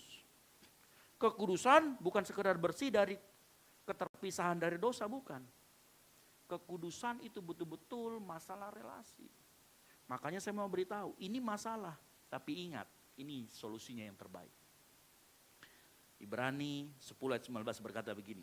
Jadi saudara-saudara, oleh siapa? Oleh darah Yesus kita sekarang penuh keberanian dapat masuk ke dalam tempat kudus. Karena ia telah membuka jalan yang baru dan yang hidup bagi kita melalui tabir, yaitu dirinya sendiri. Ini kuncinya. Engkau mendekat bukan karena engkau cukup bersih, tapi engkau mendekat karena Kristus yang sudah buka jalan buat engkau dan saya. Kalau hatimu mendua, engkau bisa berbalik, mendekat kepada Tuhan. Bukan karena engkau baik, karena aksesnya sudah dibuka oleh Yesus Kristus. Mendekat kembali berarti kita menerima anugerah kembali, bertobat, bukan memamerkan kesalehan. Karena dikatakan apa? Efesus 2 ayat 1 sampai Efesus 2 ayat 13. Tetapi sekarang di dalam Kristus Yesus, kamu yang dahulu apa? Jauh sudah menjadi dekat oleh apa? Darah Kristus, ini ada di depan kita yang kita akan peringati nanti bersama-sama. Darah Kristuslah yang memampukan kita sendiri untuk berbalik dan mendekat. Karena kalau sudah seperti itu bukan pertanyaannya, bolehkah saya mendekat, bolehkah kita mendekat? Tetapi pertanyaan adalah apakah kita mau datang melalui jalan, melalui Kristus yang sudah disiapkan bagi kita. Itu pertanyaannya. Halo? Makanya saya mau beritahu, engkau yang mendua hati. Tidak ada alasan lagi untuk tidak mendekat. Karena aksesnya sudah dibuka. Mendekat sama Tuhan. Solusi yang pertama. Yang kedua, kalau engkau sudah datang mendekat. Yang kedua, sesuai dengan firman Tuhan. Yakobus 4 ayat 8 dikatakan apa? Tahirkanlah tanganmu. Tahirkan tangan itu bertobat secara nyata. Ya, bukan merasa bersalah. Itu menyesal emosional namanya. Tetapi betul-betul berhenti melakukan. Tahirkanlah tanganmu berarti ada sesuatu yang kita lepas. Ada sesuatu yang kita hentikan. Ada sesuatu yang kita buang. Seperti tadi yang monyet tadi. Dia harus lepas dulu makanannya baru dia bisa tangannya keluar. Mentahirkan tangan itu simbol tindakan. Pertobatan sejati dimulai dari pertobatan perilaku juga. Setelah engkau mendekat kepada Tuhan. Disinilah anugerah Tuhan bekerja. Untuk memurnikan. Engkau bisa bertobat kalau engkau sudah mendekat. Kalau sudah mendekat dan mentahirkan tangan, perhatikan 1 Yohanes 1 ayat 19 berkata apa lagi? Sucikanlah hatimu. Ya. Ingat 1 Yohanes 1 ayat 9 berkata, jika kita mengaku dosa kita, maka ia adalah setia dan adil. Ia akan mengampuni segala dosa kita dan menyucikan kita dari segala kesalahan. Ilustrasinya sederhana Bapak Ibu Saudara sekalian. Ya. Kalau tanganmu kotor karena memegang lumpur, maka kita nggak cukup berkata, aduh aku sadar tanganku kotor. Bukan. Kita harus berhenti gali lumpur dan membasuh tangan kita. Dan jangan kembali ke lumpur itu supaya tangan kita tetap terjaga bersih. Seperti itu artinya. Ya, sucikanlah hatimu. Hati yang suci itu bukan hati yang sempurna Bapak Ibu Saudara sekalian. Saya mau kasih tahu. Hatimu gak akan sempurna. Karena kita ini masih manusia. Tetapi hati yang mau arahnya hanya ke Tuhan. Hati yang menyembah hanya kepada Tuhan. Hati yang tidak mendua. Yang fokusnya itu hanya ke Tuhan. Enggak lagi bermain di dua sisi. Tahu bermain di dua sisi? Tahu perahu yang ada dua begini dayungnya. Kalau orang bermain di dua sisi, satu dayung ke depan, satu yang ke belakang. Nggak akan maju-maju. Hidupnya nggak jelas. Ya. Tapi kalau semua sama-sama ke arah yang sama, disitulah hidupmu akan maju. Disitulah berkat Tuhan akan mengalir. Ya. Sekali lagi, pemain musik saya panggil maju ke depan. Sekali lagi, masalahnya bukan Tuhan berubah. Tangannya tetap panjang, telinganya tetap tajam. Kuasanya tetap utuh, kasihnya tetap sama. Yang sering berubah adalah karena kita yang mendua. Makanya pagi hari ini, coba dari apa yang kita sampaikan, firman Tuhan sampaikan, cara kita melihat, cara kita menggunakan uang, cara kita menggunakan waktu. Itulah cerminan kita sedang mendua atau enggak. Ya. Revival, sekali lagi tidak dimulai dengan suara musik yang keras, tidak dimulai dari doa yang panjang. Tidak dimulai dari program. Revival dimulai ketika hati yang mendua kembali menjadi satu arah. Uang tidak lagi menjadi rasa aman.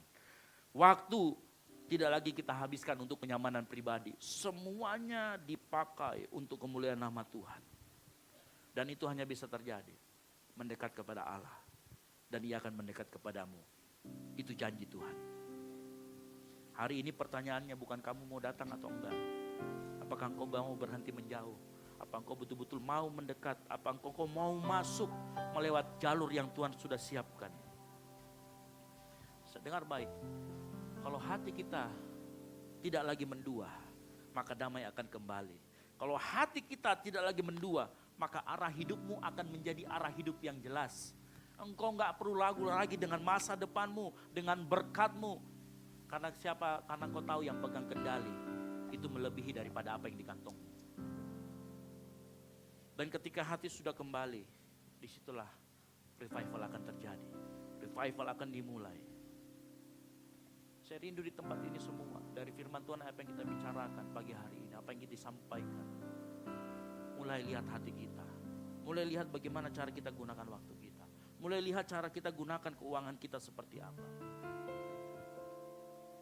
Dan kalau kita jujur, kalau misalkan kita memang menggunakan waktu dan kita mengakui, oh ternyata selama ini saya mendua hati.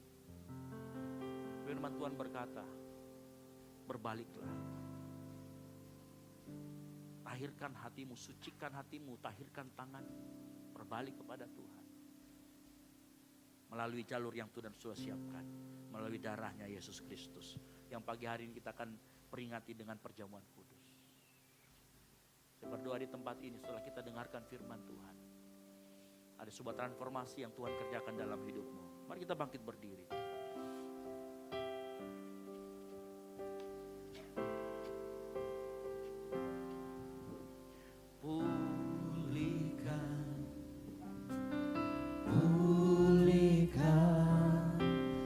Hatiku dengan kasih-Mu,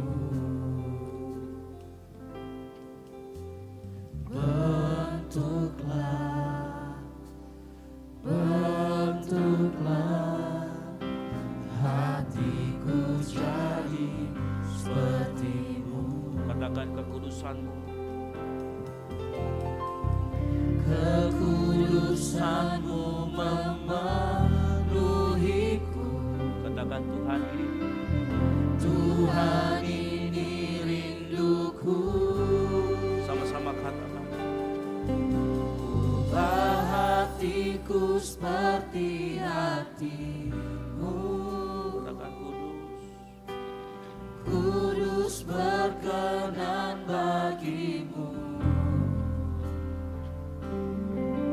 Bagaikan emas yang murni, bentuk hatiku selalu. Biar ku menjadi ciptaan baru, bebas dari semua yang jahat.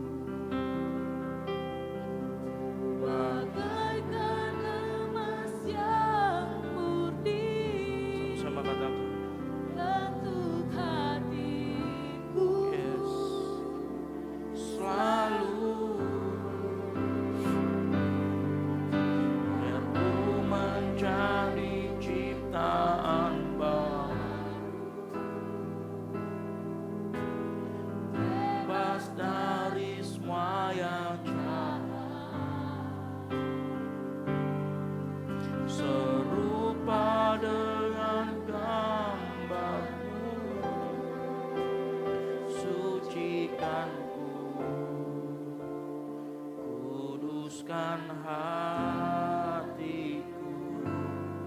Tuhan. Pagi hari ini, pada saat kita mendekat sama Tuhan, Tuhan sudah siapkan jalur khusus untuk engkau dan saya, yaitu melalui darah Kristus. Maka Yesus berkata, akulah jalan dan kebenaran dan hidup. Waktu dia berkata seperti itu merupakan tanda, simbol bagaimana dia akan dikorbankan untuk menebus segala kesalahan kita, segala pelanggaran kita. Dan pagi hari ini di depan kita ada tubuh dan darah Kristus. Kita akan peringati apa yang sudah Tuhan lakukan 2000 tahun lalu di kayu salib. Mari tetap dalam sikap menyembah, engkau bisa duduk. Para pelayan perjamuan, saya panggil untuk maju ke depan.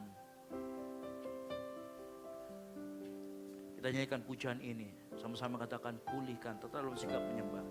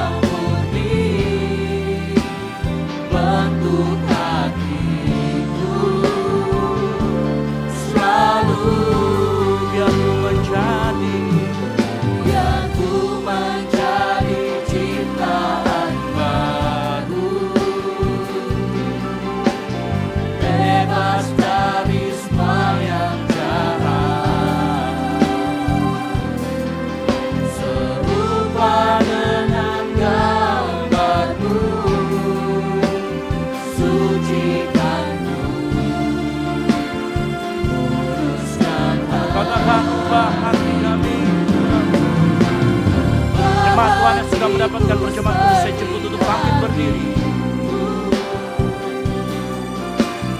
Kudus berkenan bagimu, bagaikan emas yang murni, bentuk hatiku selalu.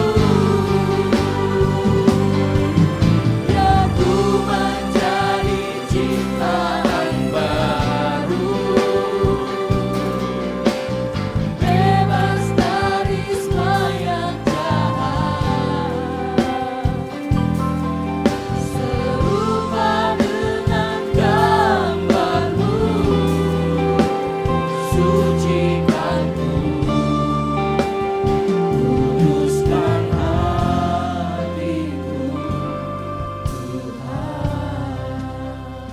hari ini roti dan anggur sudah ada di tangan kita. Tapi sebelum kita masuk, firman Tuhan berkata, karena itu hendaklah tiap-tiap orang menguji dirinya sendiri. Baru sesudah itu ia makan roti dan minum dari cawan Tuhan. Karena barang siapa makan dan minum dari cawan Tuhan tanpa mengakui tubuh Tuhan, ia mendatangkan hukuman atas dirinya. Nah, sebelum kita masuk, mari kita berdoa masing-masing, minta Tuhan melayakan, minta ampun sama Tuhan. Mungkin ada kesalahan kita yang kita lakukan, lali kata-kata kita, perbuatan kita, sikap tingkah laku kita, menyakiti orang, saudara kita, atasan kita, orang tua kita, bahkan adik kita dan yang lainnya. Minta maaf sama Tuhan, minta ampun sama Tuhan, baru kita masuk ke dalam perjamuan kudus. Tuhan, kami berdoa Tuhan pagi hari ini, ampuni segala dosa dan pelanggaran kami Tuhan.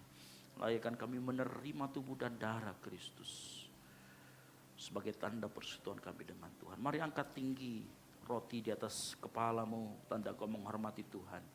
Dengarkan firman Tuhan.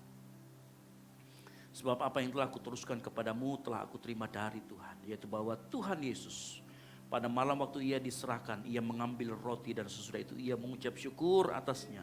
Ia memecah-mecahkannya dan berkata, inilah tubuhku yang diserahkan bagi kamu, perbuatlah ini menjadi peringatan akan aku. Percayakah kita roti yang ada di tangan kita adalah bukti persekutuan kita dengan tubuh dan darah Kristus dan bukti bahwa ia hadir di tempat ini. Mari kita makan bersama-sama di dalam nama Tuhan Yesus Kristus.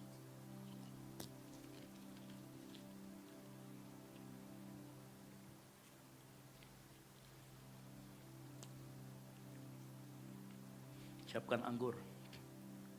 Angkat cawan lebih tinggi dari kepalamu. Dengarkan firman Tuhan.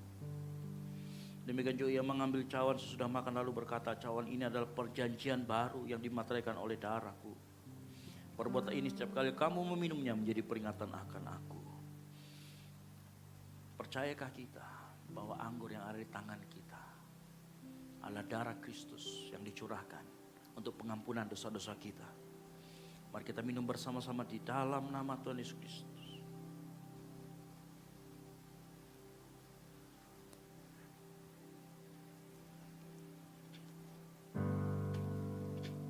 Mari angkat suaramu.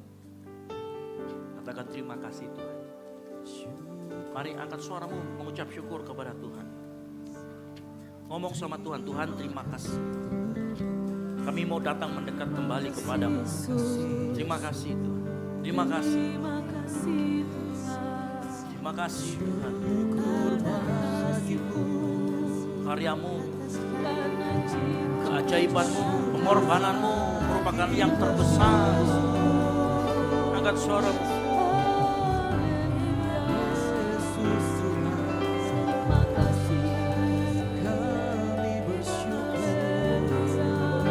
Karya terbesar dalam hidupku, pengorbananmu yang selamatkanku.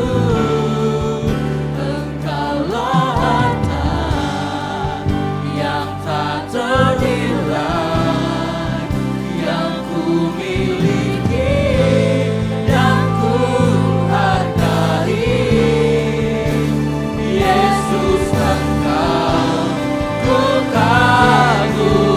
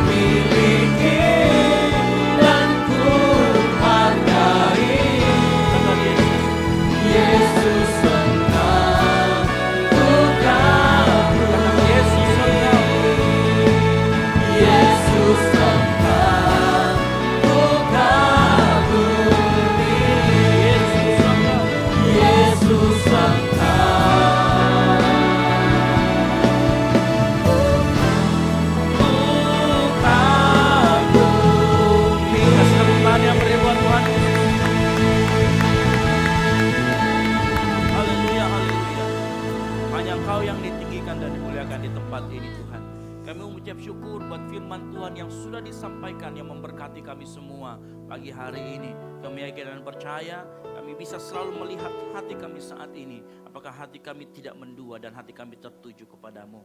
Tuhan, dalam perjalanan rohani kami, dalam perjalanan iman kami tidak sanggup berjalan sendiri. Kami butuh untuk selalu diingatkan, kami butuh untuk Roh Kudus yang menuntun kami. Urapi kami semua di tempat ini dan Roh Kudus berkuasalah atas hidup kami. Dan biarlah firman Tuhan yang disampaikan kami dapat hidupi dan kami menjadi pelaku-pelaku firman. Di dalam nama Tuhan Yesus Kristus yang percaya dan diberkati firman Tuhan, sama-sama katakan amin. Baik, silakan duduk. Ya, pagi hari ini sebelum saya turun ada sebuah pengumuman. Siang nanti kita akan adakan baptisan. Ya, baptisan ini akan ada 3 orang. Bisa dimatikan dulu live streamingnya. Ya, dikasih pindahkan ke thumbnail karena itu sensitif. Jadi kita akan membaptiskan 3 orang. Saya panggilkan namanya.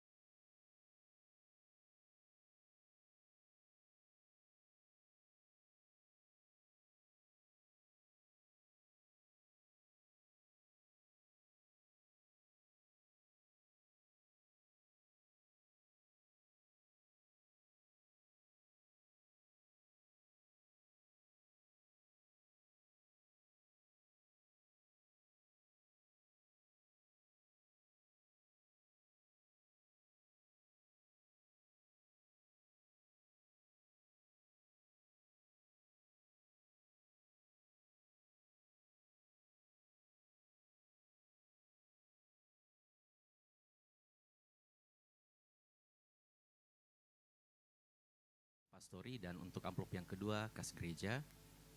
Sambil kita mempersiapkan amplop kita, yang sudah mempersiapkan amplopnya, kita angkat amplop kita bersama-sama, kita berdoa. Segala kemuliaan bagimu Tuhan, kami percaya Engkau Allah sumber berkat atas kehidupan kami. Di saat siang hari ini Bapak, kami bawa persembahan kami percaya apa yang kami berikan tidak pernah sebanding dengan apa yang sudah Tuhan kerjakan bagi kehidupan kami. Tapi ajar kami untuk terus memberi yang terbaik dalam hidup ini Bapa. Sebab Engkau Allah sumber segalanya dalam kehidupan kami. Terima kasih Bapa, ini syukur kami. Kami memberi yang terbaik di dalam nama Tuhan kami Yesus Kristus. Haleluya, amin. Persembahan akan diberikan dari sebelah kiri, tengah dan kanan dan mengikuti arahan asyar kita. Terima kasih, Tuhan Yesus memberkati kita semuanya.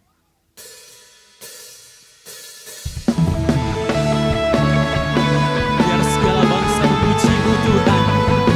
Biar segenap suku bangsa memuliakan nama-Mu Yesus Tuhan kami. Kami serukan pujian ini bersama-sama, sebab Engkau besar bagi kami Tuhan.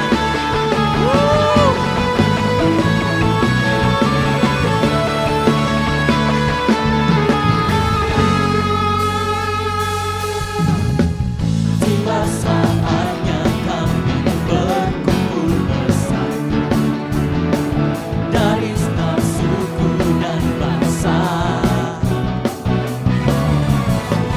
berdiri di hadapan Tuhan.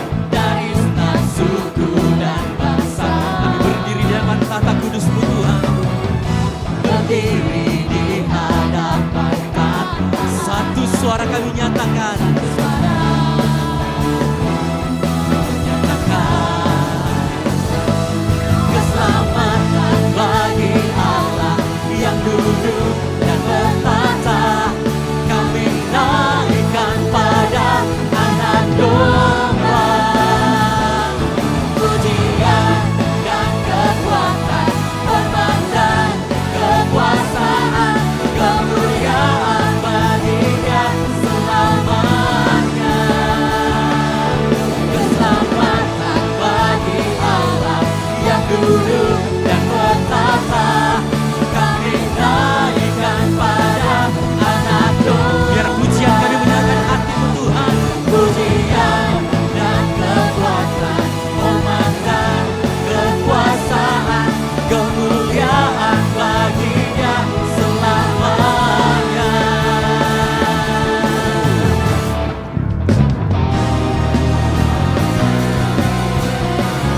Biar segenap suku bangsa terus memuliakan nama-Mu Tuhan. Dari pulau-pulau dan lembah-lembah terdengar suara pujian itu. Hanya bagi-Mu Yesus Tuhan kami. Kami jemaat yang dikasihi Tuhan yang sudah memberi kita bangkit berdiri bersama-sama.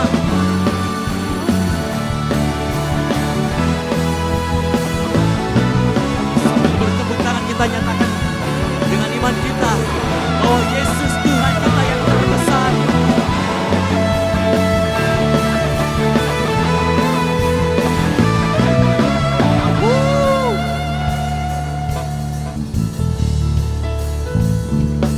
Keselamatan bagi Allah yang duduk dan bertata, kami naikkan pada anak domba. Pujian dan kekuatan, hormat dan kekuasaan, kemuliaan bagi Dia selamanya. Lebih lagi katakan keselamatan bagi Tuhan. Keselamatan bagi Allah yang duduk dan bertata, kami naikkan pada anak domba. Biar pujian kami, Pujian dan kekuatan, hormat dan kekuasaan, kemuliaan bagi Dia selamanya. Keselamatan bagi Allah yang duduk dan bertata, kami naikkan pada anak domba. Pujian dan kekuatan, hormat dan kekuasaan, kemuliaan bagi Dia selamanya. Kemuliaan bagi Dia, kemuliaan bagi Dia, kemuliaan bagi Dia selamanya. sorak-sorai kemenangan bagi Yesus Tuhan kita yang bertata. Yesus Tuhan kami, terima kasih Tuhan. Sekali lagi sorak-sorai bagi Allah kita. Saatnya kita akan mendengarkan pengumuman sepekan. Silakan duduk Bapak Ibu jemaat yang dikasihi Tuhan. Saatnya kita akan mendengarkan pengumuman sepekan kepada tim multimedia, dipersilakan. Shalom jemaat yang dikasihi Tuhan, berikut beberapa informasi kegiatan GBI Oikumene selama 1 minggu ke depan. Ibadah khusus kaum wanita atau Putri Sion akan diadakan minggu ini. Bagi para wanita terkasih Tuhan, jangan lupa hadir untuk beribadah bersama sesuai dengan informasi yang tertera. Doa pelayan dan puasa akan diadakan pada hari Sabtu pukul 6 sore bertempat di gereja. Gladi bersih untuk ibadah raya pertama akan diadakan pada hari Sabtu pukul 7 malam, ibadah raya 2 pada hari Minggu pukul setengah 3 sore, dan gladi bersih untuk ibadah raya ketiga akan diadakan pada hari Sabtu pukul 10 pagi. Ibadah raya Minggu diadakan sebanyak 3 kali, yaitu pukul 9 pagi, pukul setengah 5 sore, dan pukul 7 malam. Ibadah raya yang pertama dan yang kedua akan disertai ibadah anak sekolah minggu. Ibadah-ibadah ini dapat disaksikan secara online melalui live YouTube GBI Oikumene. Bagi saudara-saudari yang ingin mendapatkan dukungan doa, silakan menghubungi nomor berikut. Pondok Daud akan diadakan setiap hari Selasa dan Jumat pukul 3 sore bertempat di ruang sekolah minggu. Bagi jemaat Tuhan yang berkerinduan untuk didoakan, silakan mengisi form pokok doa yang telah disiapkan. Mari tetap saling menopang dalam doa-doa kita kepada Tuhan. Bagi saudara-saudari yang membutuhkan layanan konseling, penyerahan anak, dan pernikahan, silakan menghubungi nomor berikut. Baptisan akan diadakan pada minggu terakhir setiap 3 bulan sekali. Bagi saudara sekalian yang membutuhkan layanan baptisan, silakan menghubungi nomor berikut. Persembahan persepuluhan dan persembahan lainnya dapat ditransfer melalui rekening BCA dengan nomor 7993 111 777 atas nama GBI Oikumene. Jangan lupa untuk mencantumkan keterangan untuk setiap persembahan yang diberikan. Perpuluhan yang jemaat Tuhan berikan akan dipergunakan seluruhnya untuk pekerjaan Tuhan di tempat ini dan akan dilaporkan secara periodik serta terbuka kepada jemaat Tuhan sekalian. Bagi Bapak Ibu jemaat Tuhan dan saudara sekalian yang rindu untuk melayani Tuhan, silakan mengisi formulir dengan cara scan barcode berikut atau menghubungi nomor berikut. Mari memakai waktu dan talenta yang Tuhan beri bagi kemuliaan namanya. GBI Oikumene mengucapkan selamat ulang tahun bagi jemaat Tuhan yang berulang tahun sepanjang bulan ini. Kasih, sukacita, dan penyertaan Tuhan melimpah bagi jemaat Tuhan sekalian. Demikian informasi mengenai kegiatan GBI Oikumene selama sepekan. Selamat hari Minggu, Tuhan Yesus memberkati. Shalom. Pengumuman tambahan untuk minggu ini, jadi seperti yang tadi Bapak sudah lihat, siang ini akan dilakukan baptisan selam oleh Pastor Peter di Dalton ya. Setelah ini, jadi mereka akan dibawa ke Dalton untuk kemudian dibaptis. Dan kita bersyukur Tuhan kirimkan jiwa-jiwa di tempat ini untuk mau bertumbuh bersama dengan kita. Saya minta untuk jemaat untuk menerima dan kemudian memberikan kesempatan untuk bertumbuh. Yang mau katakan amin. Ya, dan saya yakin dan percaya apa yang sudah Tuhan berikan, kalau kita kelola dengan baik maka Tuhan akan lipat gandakan. Dan saya rindu di tempat ini jiwa-jiwa dilipat gandakan. Yang berikutnya kami mengucapkan selamat datang kepada Bapak Ibu yang baru pertama kali hadir di GBI Oikumene, yang baru pertama kali hadir di tempat ini. Di samping kiri kanan Bapak Saudara sekalian ada Aser yang membawa form selamat datang. Nah, silakan form itu diisi lalu kemudian nanti diserahkan di bawah oleh Aser untuk mendapatkan souvenir dari gereja bahwa sudah pernah ke tempat ini. Nanti akan diberikan gantungan kunci. Aser juga membawa form pokok doa yang boleh diisi dan kita akan doakan di Pondok Daud, di doa Menara Doa Pondok Daud. Atau setidaknya jemaat Tuhan yang mau didoakan setelah ibadah boleh tinggal sebentar, nanti kita akan doakan secara khusus di tempat ini. Lalu untuk kegiatan hari Minggu, ya saya sampaikan bahwa di minggu ini akan ada event kita yang di tanggal 5, boleh ditampilkan. Tanggal 5, nah Bapak Ibu Saudara sekalian semua diundang untuk datang. Ya mungkin Bapak Ibu Saudara sekalian mungkin waduh ini nggak tahu cara registrasinya, nggak apa-apa nanti datang saja, nanti di venue teman-teman akan bantu untuk registrasi. Jadi untuk jemaat Tuhan saya mengundang, wajib untuk datang, yang mengerti katakan amin. Ya wajib untuk datang, jadi nanti untuk hari Selasa itu ada geladinya di tempat ini, lalu kemudian hari Rabu teman-teman itu persiapan, perlengkapan mulai bekerja, dan untuk pengisi acara kita akan istirahatkan supaya mereka bisa beristirahat. Nanti hari Kamis acaranya dan akan dilayani oleh Bapak Pendeta Christopher Tapiheru dari Jakarta. Lalu kemudian ada special perform dari Rizky De Kaiser. Jadi saya mengundang Bapak Ibu sekalian sekali lagi, mengundang dengan hormat untuk datang. Ya, kalau nggak tahu registrasi yang penting datang dulu. Ya, nanti urusan Aser di sana. Yang pasti kita akan layani sampai Bapak Ibu Saudara sekalian semua dapat tempat duduk. Gitu. Tapi pastikan datang. Nah, kita berdoa Tuhan berikan cuaca yang terbaik, gitu ya. Cuaca yang terbaik. Kita nggak minta cuaca cerah, tapi kita tidak minta juga hujan-hujanan. Kan begitu. Repot nanti. Ya punya cuaca yang terbaik dari Tuhan, karena Tuhan yang paling tahu kondisi semuanya, gitu ya. Dan buat jemaat-jemaat Tuhan, karena saya juga takutnya jemaat Tuhan ini berdoanya hujan, takut ada saudara-saudara kita yang kena banjir. Jadi kita minta cuaca yang terbaik lah dari Tuhan. Ya. Lalu yang berikutnya dari berapa?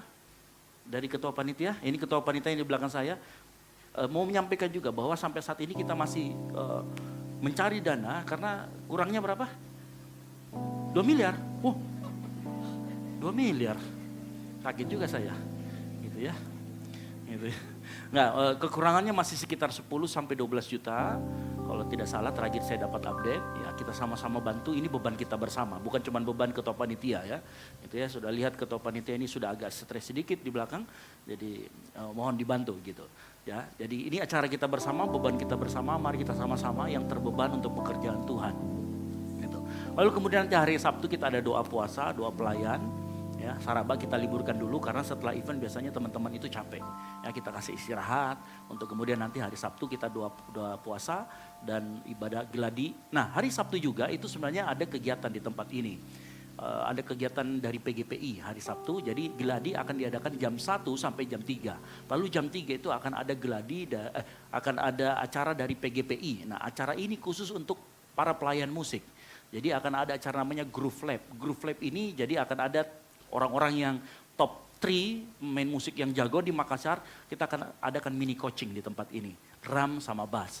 Jadi Bapak Ibu yang tertarik sama drum sama bass atau yang sudah semi advance boleh datang, kita sama-sama berbagi. Nanti yang kasih materi itu Daniel Malengkai dan Yedija Jonathan, pemain drum, yang juga pelayanan di tempat ini, dan mereka sudah diakui bahwa salah satu yang the best di Makassar. Gitu. Jadi silakan nanti datang itu, atau dari gereja lain pun boleh karena ini membawa bendera PGPI. Jadi saya juga sebagai pengurus PGPI di bidang Biro Pemuda dan Anak dan pelayanan anak hamba Tuhan. Nah, gitu. Jadi saya juga masuk pengurus di situ, jadi kita mau adakan itu di tempat ini. Nanti setelah itu jam 6 kita akan adakan 2 pelayan, jam 7 malam kita akan adakan geladi untuk ibadah raya 1. Hari Minggu kita kembali 3 kali ibadah di tempat ini, jam 9, setengah 5 dan jam 7 malam. Yang mengerti katakan amin. Baik, itu saja pengumuman dari saya, dan selanjutnya yang berulang tahun sepanjang bulan Maret ya. Hampir ini saya salah juga itu. Silakan maju ke depan yang berulang tahun sepanjang bulan Maret. Nah, nanti akan menerima souvenir yang cantik dari gereja dan juga akan kita doakan bersama-sama. Ayo silakan maju. Ya, di belakang juga, di bawah juga ada ini. Wah, Pak Nana juga, Pak Ketua. Di bawah juga ada basar, silakan dibantu, atau ada proposal ya di bawah ya. Ya, silakan, ada lagi yang berulang tahun sepanjang bulan Maret. Jangan malu-malu, maju untuk ke depan, kita akan kasih souvenir yang terbaik dari gereja Tuhan di tempat ini. Ya, ada lagi? Ada lagi. Kalau Pak Ketua ini biasanya makan-makannya ada. Di rumah masing-masing. Gitu. Ada lagi? Jangan malu-malu, walaupun yang baru pertama kali datang gak apa-apa. Kita akan doakan, karena engkau tetap saudara kami di dalam Tuhan. Ya, walaupun tidak satu jemaat, it's okay, tidak masalah di tempat ini. Ada lagi? Nah, kalau tidak ada, mari kita angkat tangan kita arahkan kepada saudara-saudara kita berulang tahun. Bapa di surga, kami mengucap syukur buat saudara-saudara kami yang engkau tambahkan usianya 1 tahun lagi. Biar anugerah Tuhan, penyertaan Tuhan selalu nyata dalam kehidupannya, dalam pekerjaannya, dalam segala apa yang dilakukan oleh tangannya, dalam fungsinya sebagai seorang istri, seorang suami, sebagai seorang teladan yang memberikan teladan kepada setiap orang di sekitarnya. Tuhan berkati pekerjaannya biar dia menjadi kepala bukan menjadi ekor, Tuhan. Kami yakin dan percaya anugerah Tuhan, penyertaan Tuhan akan selalu nyata di usia yang baru ini. Di dalam nama Tuhan Yesus Kristus, yang percaya sama-sama katakan amin.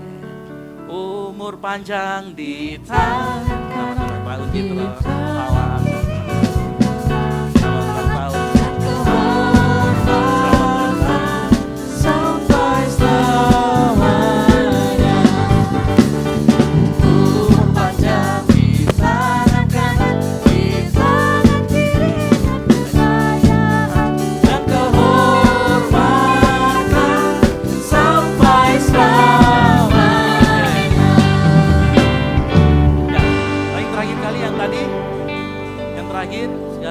Ada basar di bawah, saya lupa tadi, ada basar di bawah dari teman-teman yang sedang mencari dana juga untuk anniversary Gold CC. Nah, kita sama-sama sekali lagi, semuanya diundang untuk datang gitu ya. Jadi ini bukan acara anak muda tapi acara kita bersama, yang mengerti katakan amin.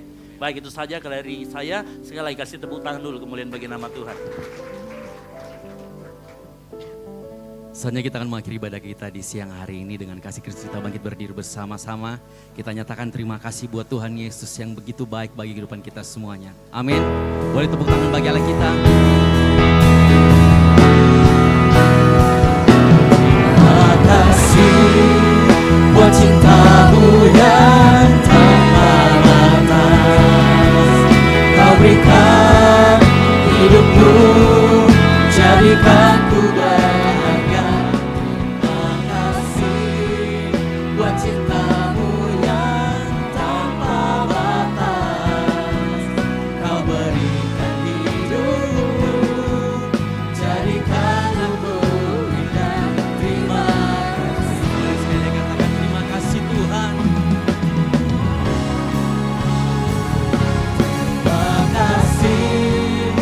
buat cintamu yang tanpa batas. Sungguh kami bersyukur Tuhan. Kami berterima kasih untuk segala perbuatan tangan Tuhan yang begitu ajaib bagi kami.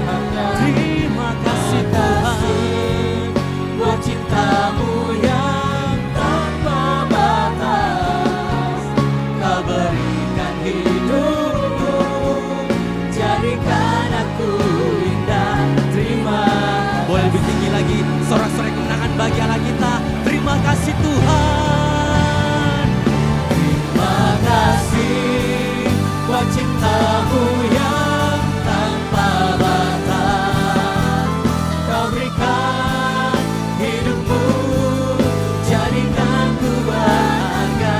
Terima kasih buat cintamu yang tanpa batas, kau berikan hidupmu, jadikan aku indah. Kau berikan hidupmu, jadikan aku indah. Kau berikan hidupmu, jadikan aku indah. Terima kasih. Sorak-sorai bagi Allah kita. Terima kasih Tuhan. Kemuliaan penghormatan hanya bagi-Mu Bapa di sorga. Terima kasih buat kehadiran-Mu di tengah-tengah ibadah kami pada pagi hari ini. Engkau ada memberkati kehidupan kami. Dari permulaan, pertengahan hingga akhirnya ibadah ini, kami mengucap syukur kepadamu Bapa. Terpujilah nama-Mu. Sepanjang minggu Engkau sudah menjaga dan memeliharakan kami. Dan kalau kami boleh ada di tengah-tengah umat-Mu pada pagi hari ini, bersekutu memuji memuliakan nama-Mu, semuanya itu karena Engkau baik bagi kami. Terima kasih buat pujian dan penyembahan kami kepadamu Bapa. Terima kasih buat firman-Mu yang Engkau sudah perdengarkan lewat hamba-Mu. Dan biarlah firman-Mu jadi kekuatan bagi kami untuk semakin kami kuat, untuk semakin kami pakai memuji memuliakan Engkau. Kami bersyukur kepadamu Bapa. Dan biarlah hamba-Mu yang Engkau sudah pakai pada pagi hari ini menyampaikan kebenaran firman-Mu. Kuasa-Mu terus dinyatakan atas hamba-Mu Bapa. Hikmat, pengertian, marifat daripadamu jadi bagian hamba-Mu. Sehingga banyak jiwa yang dimenangkan lewat hamba-Mu. Bahkan Engkau semakin pakai hamba-Mu lebih heran lagi. Dimanapun dia berdiri menyampaikan kebenaran firman-Mu. Berkati hamba-Mu dalam pekerjaan tangannya. Berkati hamba-Mu sebagai gembala atas umat-Mu di tempat ini. Berkati hamba-Mu sebagai kepala rumah tangga. Berkati istrinya dan anaknya. Berkati juga umat-Mu yang Kau percayakan baginya Bapa di sorga. Dan biarlah GBI Ukumene BTP semakin bertumbuh di dalam takut akan Tuhan. Terima kasih Bapa di sorga. Kami mengucap syukur buat tubuh dan darah-Mu yang kami sudah makan dan minum pada pagi hari ini. Tubuh-Mu adalah benar-benar makanan. Darah-Mu adalah benar-benar minuman Tuhan. Kami percaya kuat baru sudah menjadi bagian hidup kami. Dalam kami mengimani Tuhan. Terima kasih Bapa di sorga. Kami juga bersyukur ada 3 jiwa yang datang membawa hidupnya kepada Tuhan pada pagi hari ini. Sebentar Bapa di sorga akan menyerahkan hidupnya, membawa hidupnya, mempercayakan hidupnya kepada Tuhan. Dan dia akan dibaptis. Sungguh-sungguh menaruh hatinya dan pengharapannya kepada Tuhan. Percaya para malaikat di sorga bersorak. Kami percaya kuasa dan mujizat akan dinyatakan. Hamba-Mu yang akan membaptis Tuhan. Kami berdoa dalam nama Tuhan Yesus Kristus. Pengurapan menjadi bagian hamba-Mu. Kuasa dinyatakan. Ada perubahan yang terjadi. Jiwa yang datang kepada Tuhan. Terima kasih Bapa di sorga. Berdoa buat perjalanan kehidupan kami di sepanjang minggu yang akan kami hadapi. Bapa kami belajar mengandalkan Engkau. Bapa kami belajar mempercayakan seluruh kehidupan kami ke dalam tangan. Pagari kami dengan pagar yang kuat Tuhan. Jauhkan dari segala roh mara bahaya kecelakaan. Bahkan hal-hal yang dapat mendukakan kehidupan kami. Kerjaan tangan kami, apapun profesi kami Tuhan. Kami berdoa di dalam nama Tuhan Yesus. Tuhan Tuhan yang akan mendukung setiap pekerjaan tangan kami. Dan kami percaya berkat Tuhan menjadi bagian hidup kami.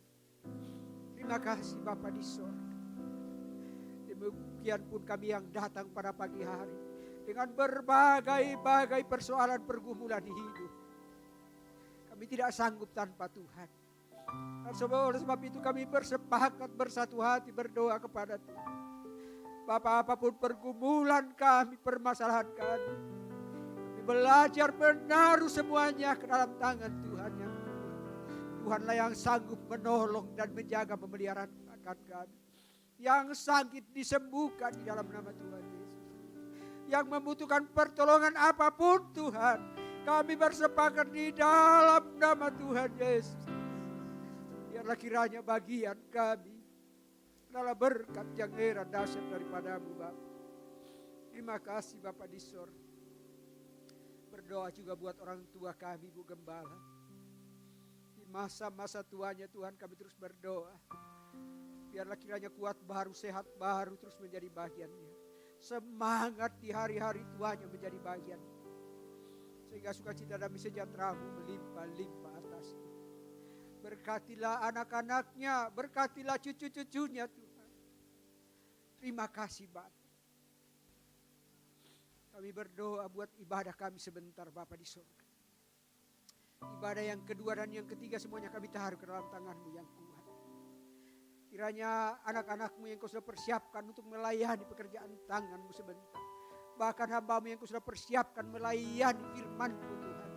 Biarlah kiranya urapan baru terus jadi bagian. Demikian pun juga Bapa di sorga kami berdoa. Buat anak-anak-Mu yang mengambil bagian pelayanan pada pagi hari ini. Apapun yang kami kerjakan kami lakukan. Kiranya itu menjadi suatu kesukaan bagimu Bapa. Berkat-Mu mengalir turun atasnya. Terima kasih Bapa di sorga. Terpujilah nama-Mu. Berdoa buat bangsa dan negara kami Indonesia yang kami cintai. Kiranya Tuhan menjaga bangsa ini. Peliharakan bangsa ini. Biarlah bangsa ini menjadi bangsa yang terpelihara sempurna dari sorga. Bangsa yang diberkati. Banyak jiwa yang mengenal Yesus sebagai Tuhan dan Juru Selamat. Kota Makassar di mana kami boleh berada, kami taruh, kami bawa dalam doa kami. Kiranya kota ini kota yang diberkati Tuhan. Para pemimpin kami di kota ini Tuhan jaga, pelihara, berkati. Bahkan dari pusat sampai ke pelosok tanah air kami berdoa dalam nama Tuhan Yesus. Kiranya para pemimpin bangsa kami memerintah di dalam takut akan Tuhan. Terima kasih Bapa di sorga. Ini doa dan syukur kami kepadamu. Terimalah dan biarlah ini menjadi suatu kesukaan bagimu. Di dalam nama Tuhan Yesus Kristus kami sudah berdoa dan mengucap syukur. Dan kami akan berdoa seperti doa yang diajarkan Tuhan Yesus kepada kami. Bapa kami yang di sorga, dikuduskanlah namamu, datanglah kerajaanmu, jadilah kehendak-Mu di bumi seperti di sorga. Berikanlah kami pada hari ini makanan kami yang secukupnya, dan ampunilah kami akan kesalahan kami, seperti kami juga mengampuni orang yang bersalah kepada kami. Dan janganlah membawa kami dalam pencobaan, tapi lepaskanlah kami daripada yang jahat. Karena Engkaulah yang punya kerajaan, dan kuasa, dan kemuliaan sampai selama-lamanya. Mari kita terima berkat Tuhan, dengarkan firman Tuhan dan angkat tanganmu. Kuatkan dan teguhkan hatimu dengan sungguh-sungguh. Bertindaklah hati-hati sesuai dengan seluruh hukum firman Allah yang telah disampaikan kepadamu. Jangan menyimpang ke kanan atau ke kiri supaya kau beruntung kemanapun kau pergi. Jangan kau lupa memperkatakan firman Tuhan yang telah disampaikan. Renungkan itu siang dan malam supaya engkau bertindak hati-hati. Dengan demikian perjalananmu akan berhasil dan engkau akan beruntung. Oleh karena itu pulanglah, jadilah garam dan terang sehingga Injil diberitakan melalui hidupmu.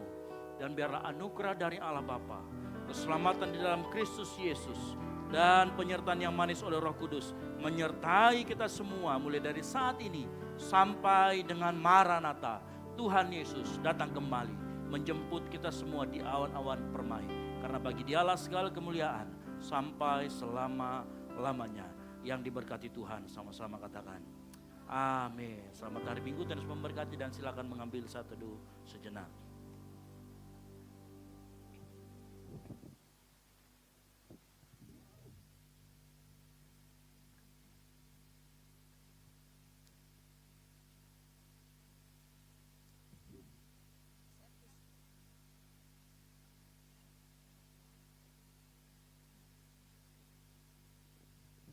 Jemaat Tuhan, selamat hari Minggu.